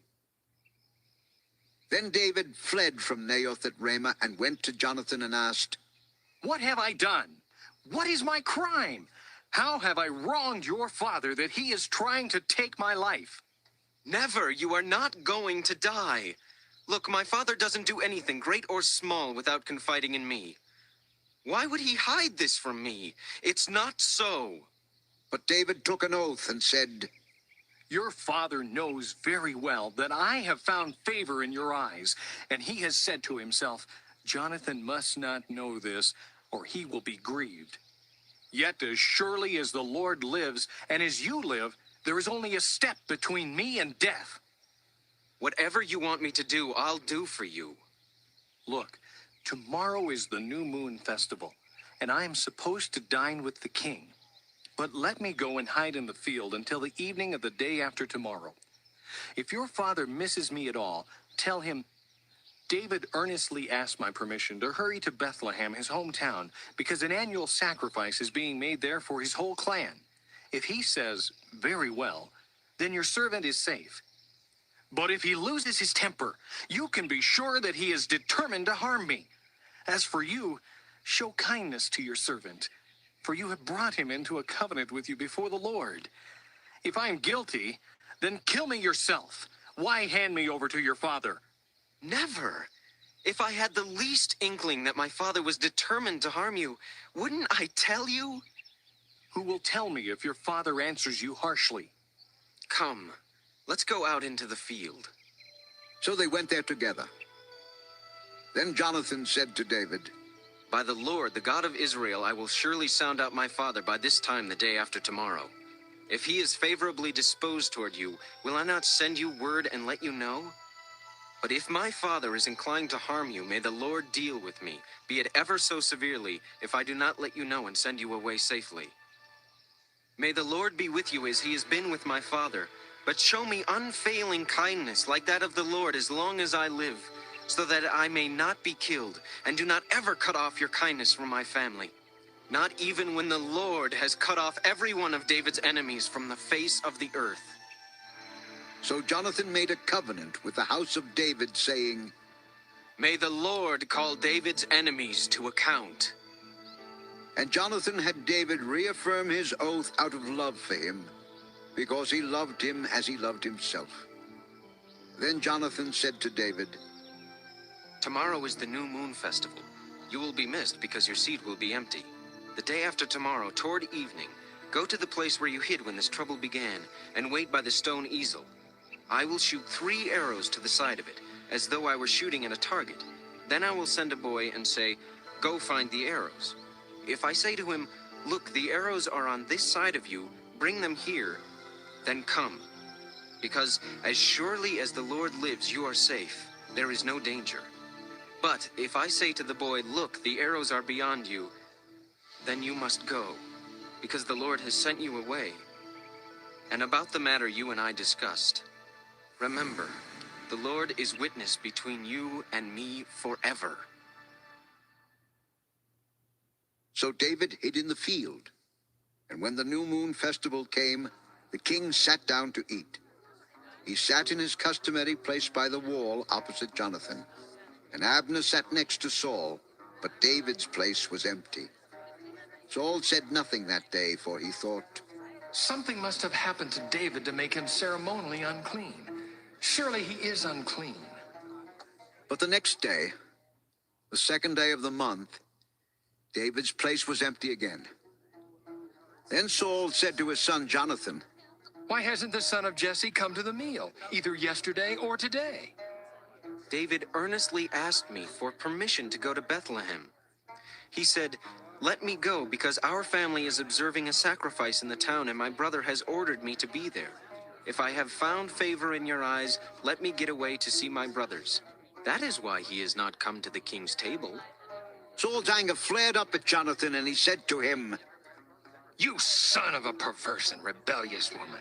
Don't I know that you have sided with the son of Jesse to your own shame and to the shame of the mother who bore you? As long as the son of Jesse lives on this earth, neither you nor your kingdom will be established. Now send and bring him to me, for he must die. Why should he be put to death? What has he done? Jonathan asked his father. But Saul hurled his spear at him to kill him. Then Jonathan knew that his father intended to kill David. Jonathan got up from the table in fierce anger. On that second day of the month he did not eat, because he was grieved at his father's shameful treatment of David. In the morning Jonathan went out to the field for his meeting with David. He had a small boy with him, and he said to the boy, Run and find the arrows I shoot. As the boy ran, he shot an arrow beyond him. When the boy came to the place where Jonathan's arrow had fallen, Jonathan called out after him, Isn't the arrow beyond you? Hurry, go quickly, don't stop. The boy picked up the arrow and returned to his master. The boy knew nothing of all this, only Jonathan and David knew. Then Jonathan gave his weapons to the boy and said, Go, carry them back to town. After the boy had gone, David got up from the south side of the stone and bowed down before Jonathan 3 times with his face to the ground. Then they kissed each other and wept together, but David wept the most. Jonathan said to David, Go in peace.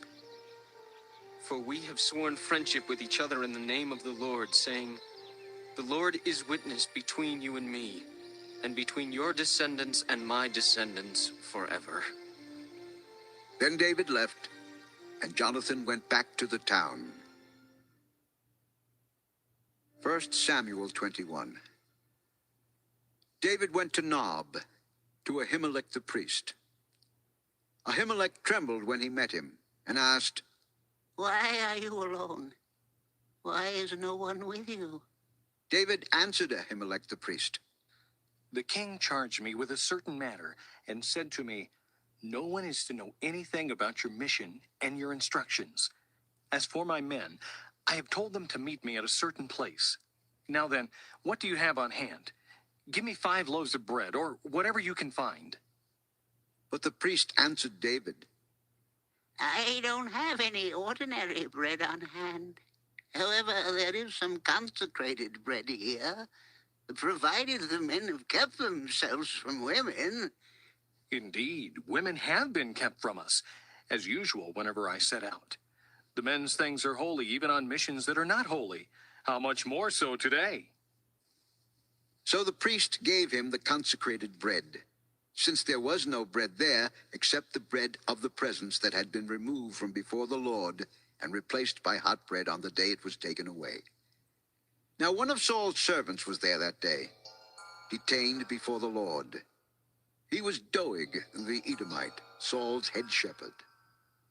David asked Ahimelech, Don't you have a spear or a sword here?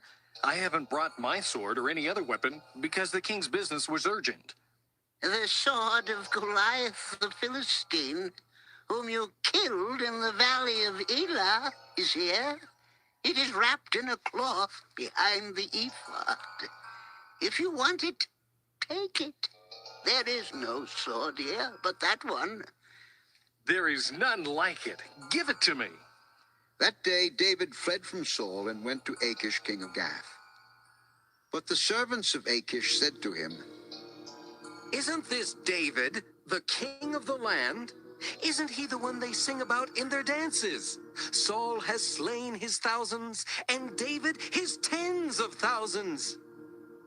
David took these words to heart and was very much afraid of Achish, king of Gath.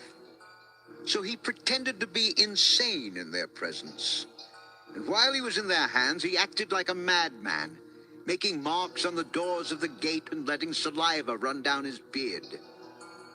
Achish said to his servants, Look at the man. He's insane. Why bring him to me?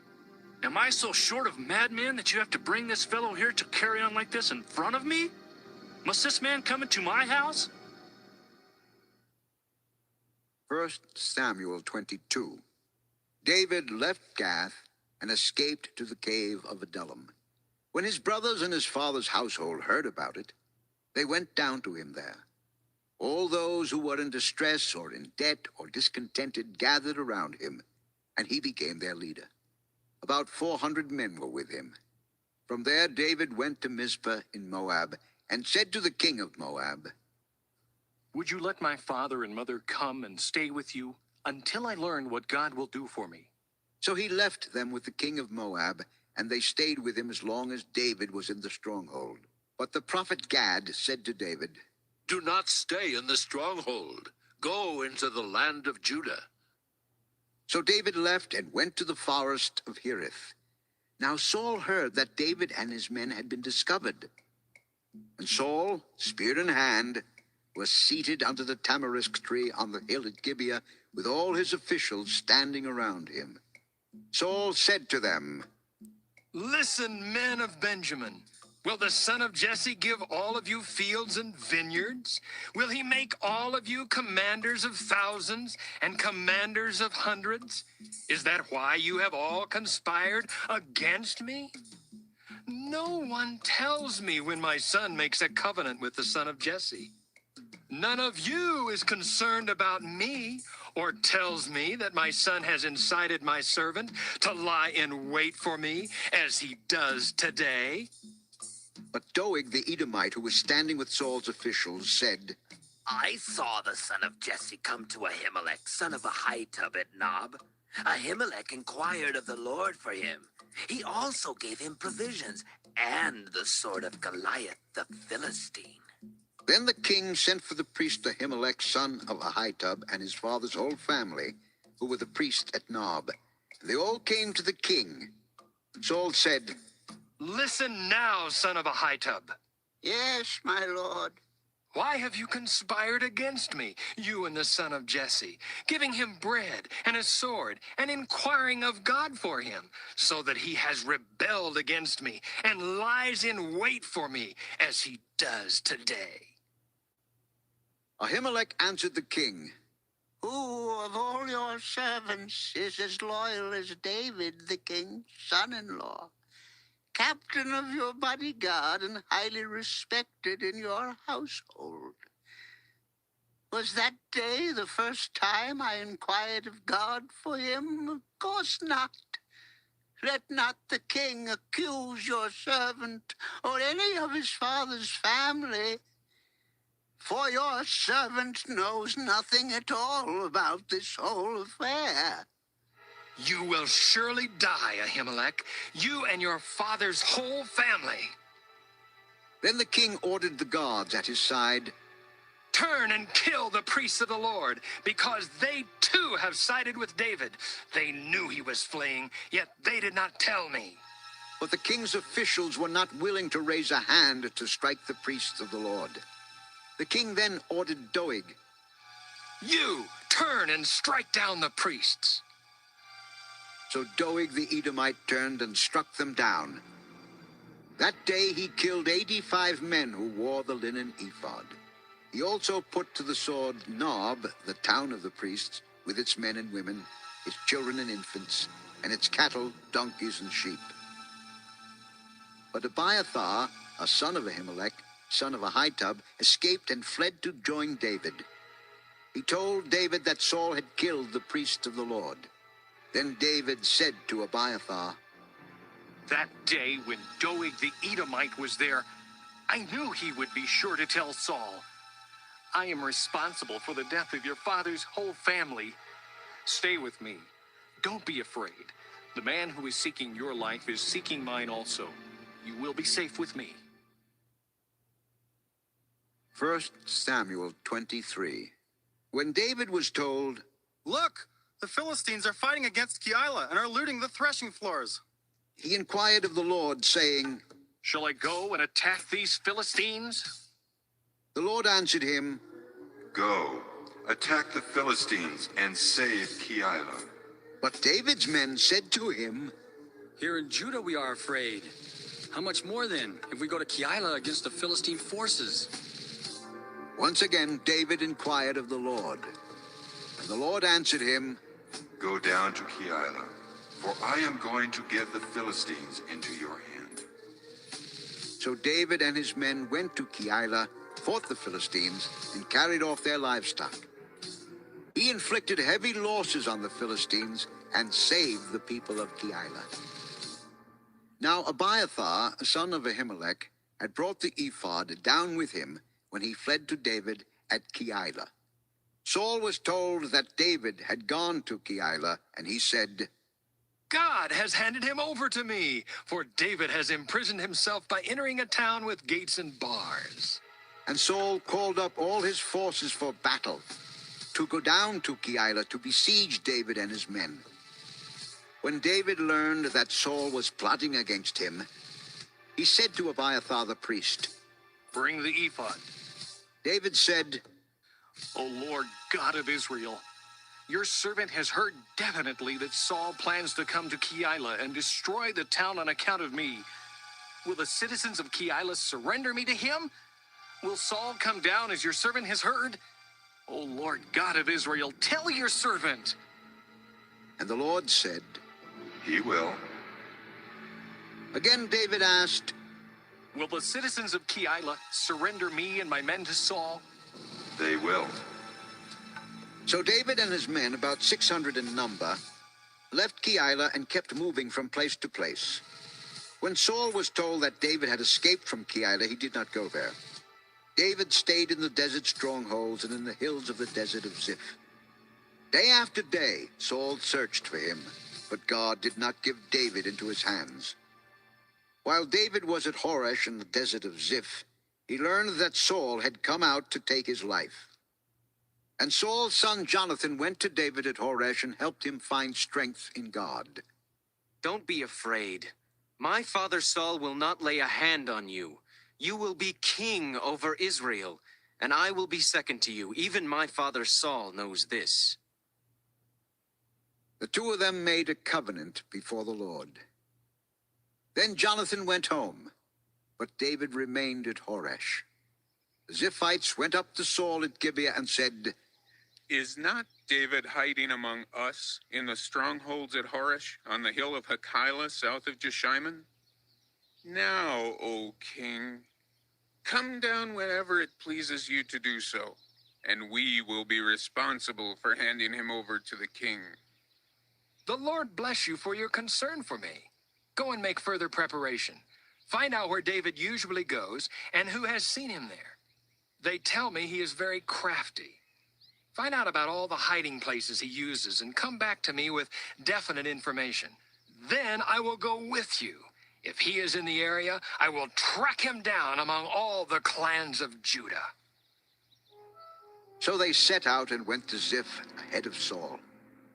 Now David and his men were in the desert of Maon, in the Arabah south of Jeshimon. Saul and his men began the search, and when David was told about it, he went down to the rock and stayed in the desert of Maon. When Saul heard this, he went into the desert of Maon in pursuit of David. Saul was going along one side of the mountain, and David and his men were on the other side, hurrying to get away from Saul. As Saul and his forces were closing in on David and his men to capture them, a messenger came to Saul saying, Come quickly! The Philistines are raiding the land! Then Saul broke off his pursuit of David and went to meet the Philistines. That is why they call this place Selah Hamalakoth. And David went up from there and lived in the strongholds of En-Gedi. 1 Samuel 24. After Saul returned from pursuing the Philistines, he was told, David is in the desert of En-Gedi. So Saul took 3,000 chosen men from all Israel and set out to look for David and his men near the crags of the wild goats. He came to the sheep pens along the way. A cave was there, and Saul went in to relieve himself. David and his men were far back in the cave. The men said, This is the day the Lord spoke of when he said to you, I will give your enemy into your hands for you to deal with as you wish. Then David crept up unnoticed and cut off a corner of Saul's robe. Afterward, David was conscience-stricken for having cut off a corner of his robe. He said to his men, The Lord forbid that I should do such a thing to my master, the Lord's anointed, or lift my hand against him, for he is the anointed of the Lord. With these words, David rebuked his men and did not allow them to attack Saul. And Saul left the cave and went his way. Then David went out of the cave and called out to Saul, My lord, the king! When Saul looked behind him, David bowed down and prostrated himself with his face to the ground. He said to Saul, Why do you listen when men say David is bent on harming you? This day you have seen with your own eyes how the Lord delivered you into my hands in the cave. Some urged me to kill you, but I spared you. I said, I will not lift my hand against my master, because he is the Lord's anointed. See, my father, look at this piece of your robe in my hand. I cut off the corner of your robe, but did not kill you. Now understand and recognize that I am not guilty of wrongdoing or rebellion. I have not wronged you, but you are hunting me down to take my life. May the Lord judge between you and me, and may the Lord avenge the wrongs you have done to me, but my hand will not touch you. As the old saying goes, from evildoers come evil deeds, so my hand will not touch you. Against whom has the king of Israel come out? Whom are you pursuing? A dead dog? A flea? May the Lord be our judge and decide between us. May he consider my cause and uphold it. May he vindicate me by delivering me from your hand. When David finished saying this, Saul asked, "Is that your voice, David, my son?" and he wept aloud. "You are more righteous than I. You have treated me well, but I have treated you badly. You have just now told me of the good you did to me. The Lord delivered me into your hands, but you did not kill me. When a man finds his enemy, does he let him get away unharmed? May the Lord reward you well for the way you treated me today. I know that you will surely be king, and that the kingdom of Israel will be established in your hands. Now swear to me by the Lord that you will not cut off my descendants or wipe out my name from my father's family." So David gave his oath to Saul. Then Saul returned home, but David and his men went up to the stronghold. 1 Samuel 25. Now Samuel died, and all Israel assembled and mourned for him, and they buried him at his home in Ramah. Then David moved down into the desert of Maon. A certain man in Maon, who had property there at Carmel, was very wealthy. He had 1,000 goats and 3,000 sheep, which he was shearing in Carmel. His name was Nabal, and his wife's name was Abigail. She was an intelligent and beautiful woman, but her husband, a Calebite, was surly and mean in his dealings. While David was in the desert, he heard that Nabal was shearing sheep. So he sent 10 young men and said to them, "Go up to Nabal at Carmel and greet him in my name. Say to him, 'Long life to you, good health to you and your household, and good health to all that is yours. Now I hear that it is sheep shearing time. When your shepherds were with us, we did not mistreat them, and the whole time they were at Carmel, nothing of theirs was missing. Ask your own servants, and they will tell you. Therefore be favorable toward my young men, since we come at a festive time. Please give your servants and your son David whatever you can find for them.'" When David's men arrived, they gave Nabal this message in David's name. Then they waited. Nabal answered David's servants, "Who is this David? Who is this son of Jesse? Many servants are breaking away from their masters these days. Why should I take my bread and water and the meat I have slaughtered for my shears and give it to men coming from who knows where?" David's men turned around and went back. When they arrived, they reported every word. David said to his men, "Put on your swords." So they put on their swords, and David put on his. About 400 men went up with David, while 200 stayed with the supplies. One of the servants told Nabal's wife Abigail, "David sent messengers from the desert to give our master his greetings, but he hurled insults at them. Yet these men were very good to us. They did not mistreat us, and the whole time we were out in the fields near them, nothing was missing. Night and day, they were a wall around us all the time we were herding our sheep near them. Now think it over and see what you can do, because disaster is hanging over our master and his whole household. He is such a wicked man that no one can talk to him." Abigail lost no time. She took 200 loaves of bread, 2 skins of wine, 5 dressed sheep, 5 seahs of roasted grain, 100 cakes of raisins, and 200 cakes of pressed figs, and loaded them on donkeys. Then she told her servants, "Go on ahead, I'll follow you." but she did not tell her husband Nabal. As she came riding her donkey into a mountain ravine, there were David and his men descending toward her, and she met them. David had just said, "It's been useless. All my watching over this fellow's property in the desert so that nothing of his was missing. He has paid me back evil for good. May God deal with David, be it ever so severely, if by morning I leave alive one male of all who belong to him." When Abigail saw David, she quickly got off her donkey and bowed down before David with her face to the ground. She fell at his feet and said, "My lord, let the blame be on me alone. Please let your servant speak to you. Here, may my lord pay no attention to that wicked man Nabal. He is just like his name. His name is Fool, and folly goes with him. But as for me, your servant, I did not see the men my master sent.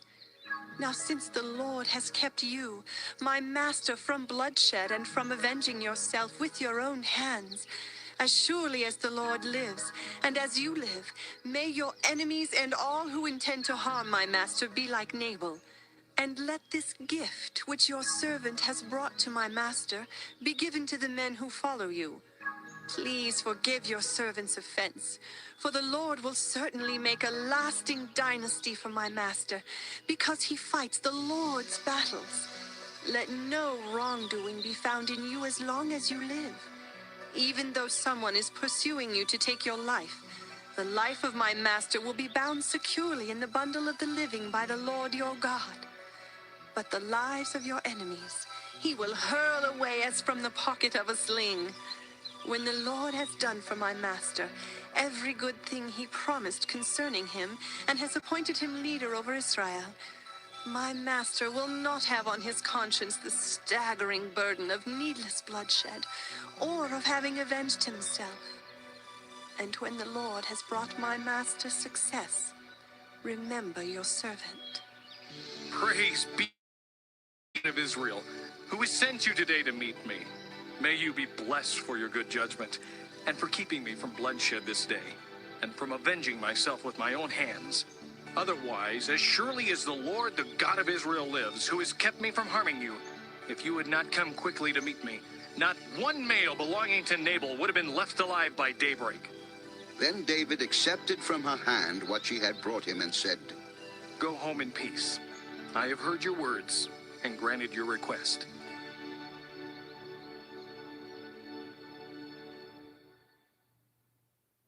When Abigail went to Nabal, he was in the house holding a banquet like that of a king.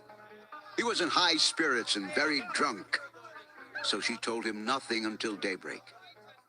Then in the morning, when Nabal was sober, his wife told him all these things, and his heart failed him, and he became like a stone. About 10 days later, the Lord struck Nabal, and he died. When David heard that Nabal was dead, he said, Praise be to the Lord, who has upheld my cause against Nabal for treating me with contempt. He has kept his servant from doing wrong, and has brought Nabal's wrongdoing down on his own head. Then David sent word to Abigail, asking her to become his wife.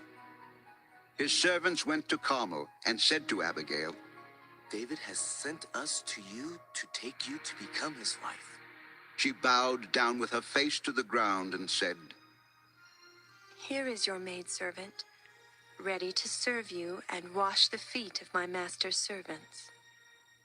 Abigail quickly got on a donkey and, attended by her 5 maids, went with David's messengers and became his wife. David had also married Ahinoam of Jezreel, and they both were his wives. But Saul had given his daughter Michal, David's wife, to Paltiel, son of Laish, who was from Galim. 1 Samuel 26. The Ziphites went to Saul at Gibeah and said, Is not David hiding on the hill of Hakilah, which faces Jeshimon? So Saul went down to the desert of Ziph with his 3,000 chosen men of Israel to search there for David.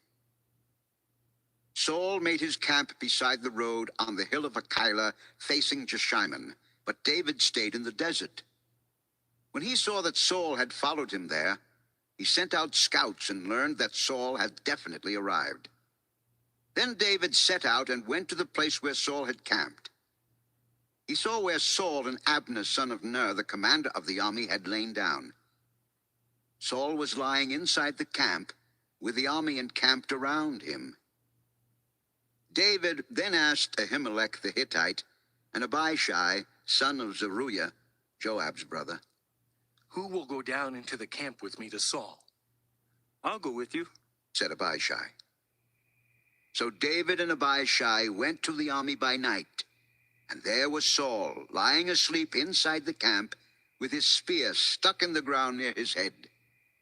Abner and the soldiers were lying around him. Abishai said to David, Today, God has delivered your enemy into your hands. Now let me pin him to the ground with one thrust of my spear. I won't strike him twice. But David said to Abishai, Don't destroy him. Who can lay a hand on the Lord's anointed and be guiltless? As surely as the Lord lives, the Lord himself will strike him. Either his time will come and he will die, or he will go into battle and perish. But the Lord forbid that I should lay a hand on the Lord's anointed. Now get the spear and water jug that are near his head, and let's go. So David took the spear and water jug near Saul's head, and they left. No one saw or knew about it, nor did anyone wake up. They were all sleeping, because the Lord had put them into a deep sleep. Then David crossed over to the other side and stood on top of the hill some distance away. There was a wide space between them. He called out to the army and to Abner, son of Ner. Aren't you going to answer, Abner? Who are you who calls to the king? You're a man, aren't you? And who is like you in Israel? Why didn't you guard your lord the king? Someone came to destroy your lord the king. What you have done is not good. As surely as the Lord lives, you and your men deserve to die, because you did not guard your master, the Lord's anointed. Look around you. Where are the king's spear and water jug that were near his head? Saul recognized David's voice and said, Is that your voice, David, my son? Yes, it is, my lord the king. Why is my lord pursuing his servant? What have I done? And what wrong am I guilty of? Now let my lord the king listen to his servant's words. If the Lord has incited you against me, then may he accept an offering. If, however, men have done it, may they be cursed before the Lord. They have now driven me from my share in the Lord's inheritance and have said, Go serve other gods. Now do not let my blood fall to the ground far from the presence of the Lord. The king of Israel has come out to look for a flea, as one hunts a partridge in the mountains. I have sinned. Come back, David, my son. Because you considered my life precious today, I will not try to harm you again. Surely I have acted like a fool and have erred greatly. Here is the king's spear. Let one of your young men come over and get it. The Lord rewards every man for his righteousness and faithfulness. The Lord delivered you into my hands today, but I would not lay a hand on the Lord's anointed. As surely as I valued your life today, so may the Lord value my life and deliver me from all trouble. May you be blessed, my son David. You will do great things and surely triumph. So David went on his way, and Saul returned home. 1 Samuel 27. But David thought to himself, One of these days, I will be destroyed by the hand of Saul. The best thing I can do is to escape to the land of the Philistines. Then Saul will give up searching for me anywhere in Israel, and I will slip out of his hand. So David and the 600 men with him left and went over to Achish, son of Maoch, king of Gath. David and his men settled in Gath with Achish. Each man had his family with him, and David had his 2 wives, Ahinoam of Jezreel and Abigail of Carmel, the widow of Nabal. When Saul was told that David had fled to Gath, he no longer searched for him. Then David said to Achish, If I have found favor in your eyes, let a place be assigned to me in one of the country towns, that I may live there. Why should your servant live in the royal city with you? So on that day Achish gave him Ziklag, and it has belonged to the kings of Judah ever since. David lived in Philistine territory 1 year and 4 months. Now David and his men went up and raided the Geshurites, the Gersites, and the Amalekites. From ancient times, these peoples had lived in the land extending to Shur in Egypt. Whenever David attacked an area, he did not leave a man or woman alive, but took sheep and cattle, donkeys and camels and clothes. Then he returned to Achish. When Achish asked, Where did you go raiding today? David would say, Against the Negev of Judah. or against the Negev of Jerahmeel, or Against the Negev of the Kenites. he did not leave a man or woman alive to be brought to Gath, for he thought, They might inform on us and say, This is what David did. and such was his practice as long as he lived in Philistine territory. Achish trusted David and said to himself, He has become so odious to his people, the Israelites, that he will be my servant forever. 1 Samuel 28. In those days, the Philistines gathered their forces to fight against Israel. Achish said to David, You must understand that you and your men will accompany me in the army. Then you will see for yourself what your servant can do. Very well. I will make you my bodyguard for life. Now Samuel was dead, and all Israel had mourned for him and buried him in his own town of Ramah. Saul had expelled the mediums and spiritists from the land. The Philistines assembled and came and set up camp at Shunem, while Saul gathered all the Israelites and set up camp at Gilboa. When Saul saw the Philistine army, he was afraid. Terror filled his heart. He inquired of the Lord, but the Lord did not answer him by dreams or Urim or prophets. Saul then said to his attendants, Find me a woman who is a medium, so I may go and inquire of her. There is one in Endor. So Saul disguised himself, putting on other clothes, and at night he and 2 men went to the woman. Consult a spirit for me, and bring up for me the one I name. Surely you know what Saul has done. He has cut off the mediums and spiritists from the land. Why have you set a trap for my life to bring about my death? Saul swore to her by the Lord, As surely as the Lord lives, you will not be punished for this. Whom shall I bring up for you? Bring up Samuel.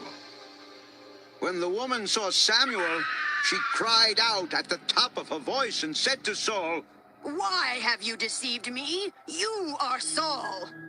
Don't be afraid. What do you see? I see a spirit coming up out of the ground. What does he look like? An old man wearing a robe is coming up. Then Saul knew it was Samuel, and he bowed down and prostrated himself with his face to the ground. Samuel said to Saul, Why have you disturbed me by bringing me up? I'm in great distress. The Philistines are fighting against me, and God has turned away from me. He no longer answers me, either by prophets or by dreams. So I have called on you to tell me what to do. Why do you consult me, now that the Lord has turned away from you and become your enemy? The Lord has done what he predicted through me. The Lord has torn the kingdom out of your hands and given it to one of your neighbors, to David. Because you did not obey the Lord or carry out his fierce wrath against the Amalekites, the Lord has done this to you today. The Lord will hand over both Israel and you to the Philistines. And tomorrow you and your sons will be with me. The Lord will also hand over the army of Israel to the Philistines. Immediately Saul fell full length on the ground, filled with fear because of Samuel's words. His strength was gone, for he had eaten nothing all that day and night. When the woman came to Saul and saw that he was greatly shaken, she said, Look, your maidservant has obeyed you. I took my life in my hands and did what you told me to do. Now please, listen to your servant, and let me give you some food so you may eat and have the strength to go on your way. He refused and said, I will not eat. But his men joined the woman in urging him, and he listened to them. He got up from the ground and sat on the couch. The woman had a fattened calf at the house, which she butchered at once. She took some flour, kneaded it, and baked bread without yeast. Then she set it before Saul and his men, and they ate. That same night they got up and left. 1 Samuel 29. The Philistines gathered all their forces at Aphek, and Israel camped by the spring in Jezreel. As the Philistine rulers marched with their units of hundreds and thousands, David and his men were marching at the rear with Achish. The commanders of the Philistines asked, "What about these Hebrews?" Achish replied, "Is this not David, who was an officer of Saul, king of Israel? He has already been with me for over a year, and from the day he left Saul until now, I have found no fault in him."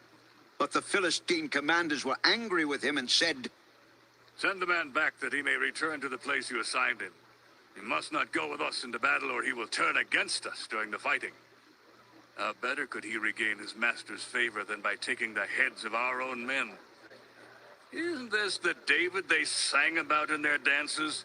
Saul has slain his thousands, and David his tens of thousands." So Achish called David and said to him, "As surely as the Lord lives, you have been reliable, and I would be pleased to have you serve with me in the army. From the day you came to me until now, I have found no fault in you, but the rulers don't approve of you. Turn back and go in peace. Do nothing to displease the Philistine rulers." But what have I done? What have you found against your servant from the day I came to you until now? Why can't I go and fight against the enemies of my lord the king? "I know that you've been as pleasing in my eyes as an angel of God. Nevertheless, the Philistine commanders have said he must not go up with us into battle. Now get up early along with your master's servants who have come with you, and leave in the morning as soon as it is light." So David and his men got up early in the morning to go back to the land of the Philistines, and the Philistines went up to Jezreel. 1 Samuel 30. David and his men reached Ziklag on the third day. Now the Amalekites had raided the Negev and Ziklag. They had attacked Ziklag and burned it, and had taken captive the women and all who were in it, both young and old. They killed none of them, but carried them off as they went on their way. When David and his men came to Ziklag, they found it destroyed by fire, and their wives and sons and daughters taken captive. So David and his men wept aloud until they had no strength left to weep. David's two wives had been captured, Ahinoam of Jezreel and Abigail, the widow of Nabal of Carmel. David was greatly distressed because the men were talking of stoning him. Each one was bitter in spirit because of his sons and daughters. But David found strength in the Lord his God. Then David said to Abiathar the priest, the son of Ahimelech, "Bring me the ephod." Abiathar brought it to him, and David inquired of the Lord, "Shall I pursue this raiding party? Will I overtake them?" Pursue them. You will certainly overtake them and succeed in the rescue. David and the 600 men with him came to the Besor ravine, where some stayed behind, for 200 men were too exhausted to cross the ravine. But David and 400 men continued the pursuit. They found an Egyptian in a field and brought him to David. They gave him water to drink and food to eat, part of a cake of pressed figs and 2 cakes of raisins. He ate and was revived, for he had not eaten any food or drunk any water for 3 days and 3 nights. David asked him, "To whom do you belong, and where do you come from?" "I am an Egyptian, the slave of an Amalekite. My master abandoned me when I became ill 3 days ago. We raided the Negev of the Kerethites and the territory belonging to Judah and the Negev of Caleb, and we burned Ziklag." "Can you lead me down to this raiding party?" "Swear to me before God that you will not kill me or hand me over to my master, and I will take you down to them." He led David down, and there they were, scattered over the countryside, eating, drinking, and reveling because of the great amount of plunder they had taken from the land of the Philistines and from Judah. David fought them from dusk until the evening of the next day, and none of them got away except 400 young men who rode off on camels and fled. David recovered everything the Amalekites had taken, including his 2 wives. Nothing was missing, young or old, boy or girl, plunder or anything else they had taken. David brought everything back. He took all the flocks and herds, and his men drove them ahead of the other livestock, saying, "This is David's plunder!"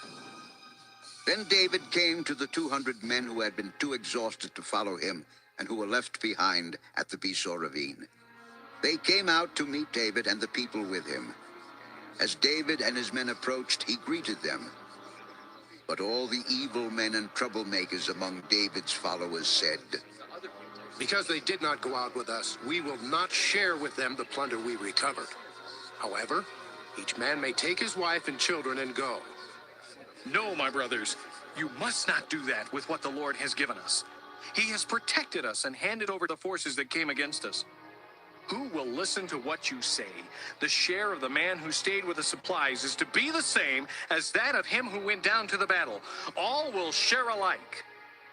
David made this a statute and ordinance for Israel from that day to this. When David arrived in Ziklag, he sent some of the plunder to the elders of Judah, who were his friends, saying, "Here is a present for you from the plunder of the Lord's enemies."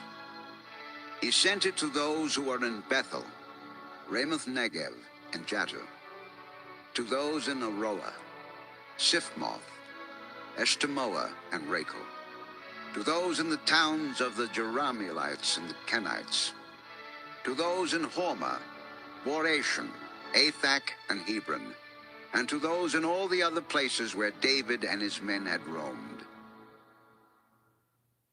1 Samuel 31. Now the Philistines fought against Israel. The Israelites fled before them, and many fell slain on Mount Gilboa. The Philistines pressed hard after Saul and his sons, and they killed his sons Jonathan, Abinadab, and Malchishua. The fighting grew fierce around Saul. When the archers overtook him, they wounded him critically.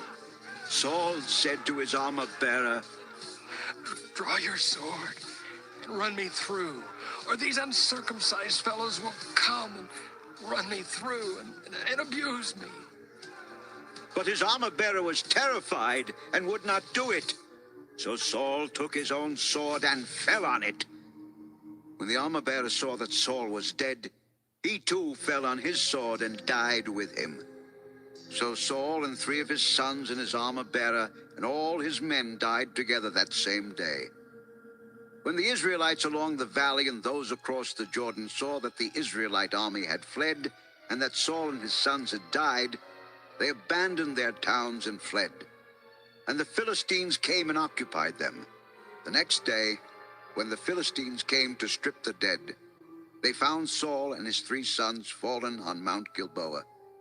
They cut off his head and stripped off his armor, and they sent messengers throughout the land of the Philistines to proclaim the news in the temple of their idols and among their people. They put his armor in the temple of the Ashtoreths and fastened his body to the wall of Bethshan. When the people of Jabesh-Gilead heard of what the Philistines had done to Saul, all their valiant men journeyed through the night to Bethshan. They took down the bodies of Saul and his sons from the wall of Bethshan and went to Jabesh, where they burned them. Then they took their bones and buried them under a tamarisk tree at Jabesh, and they fasted 7 days.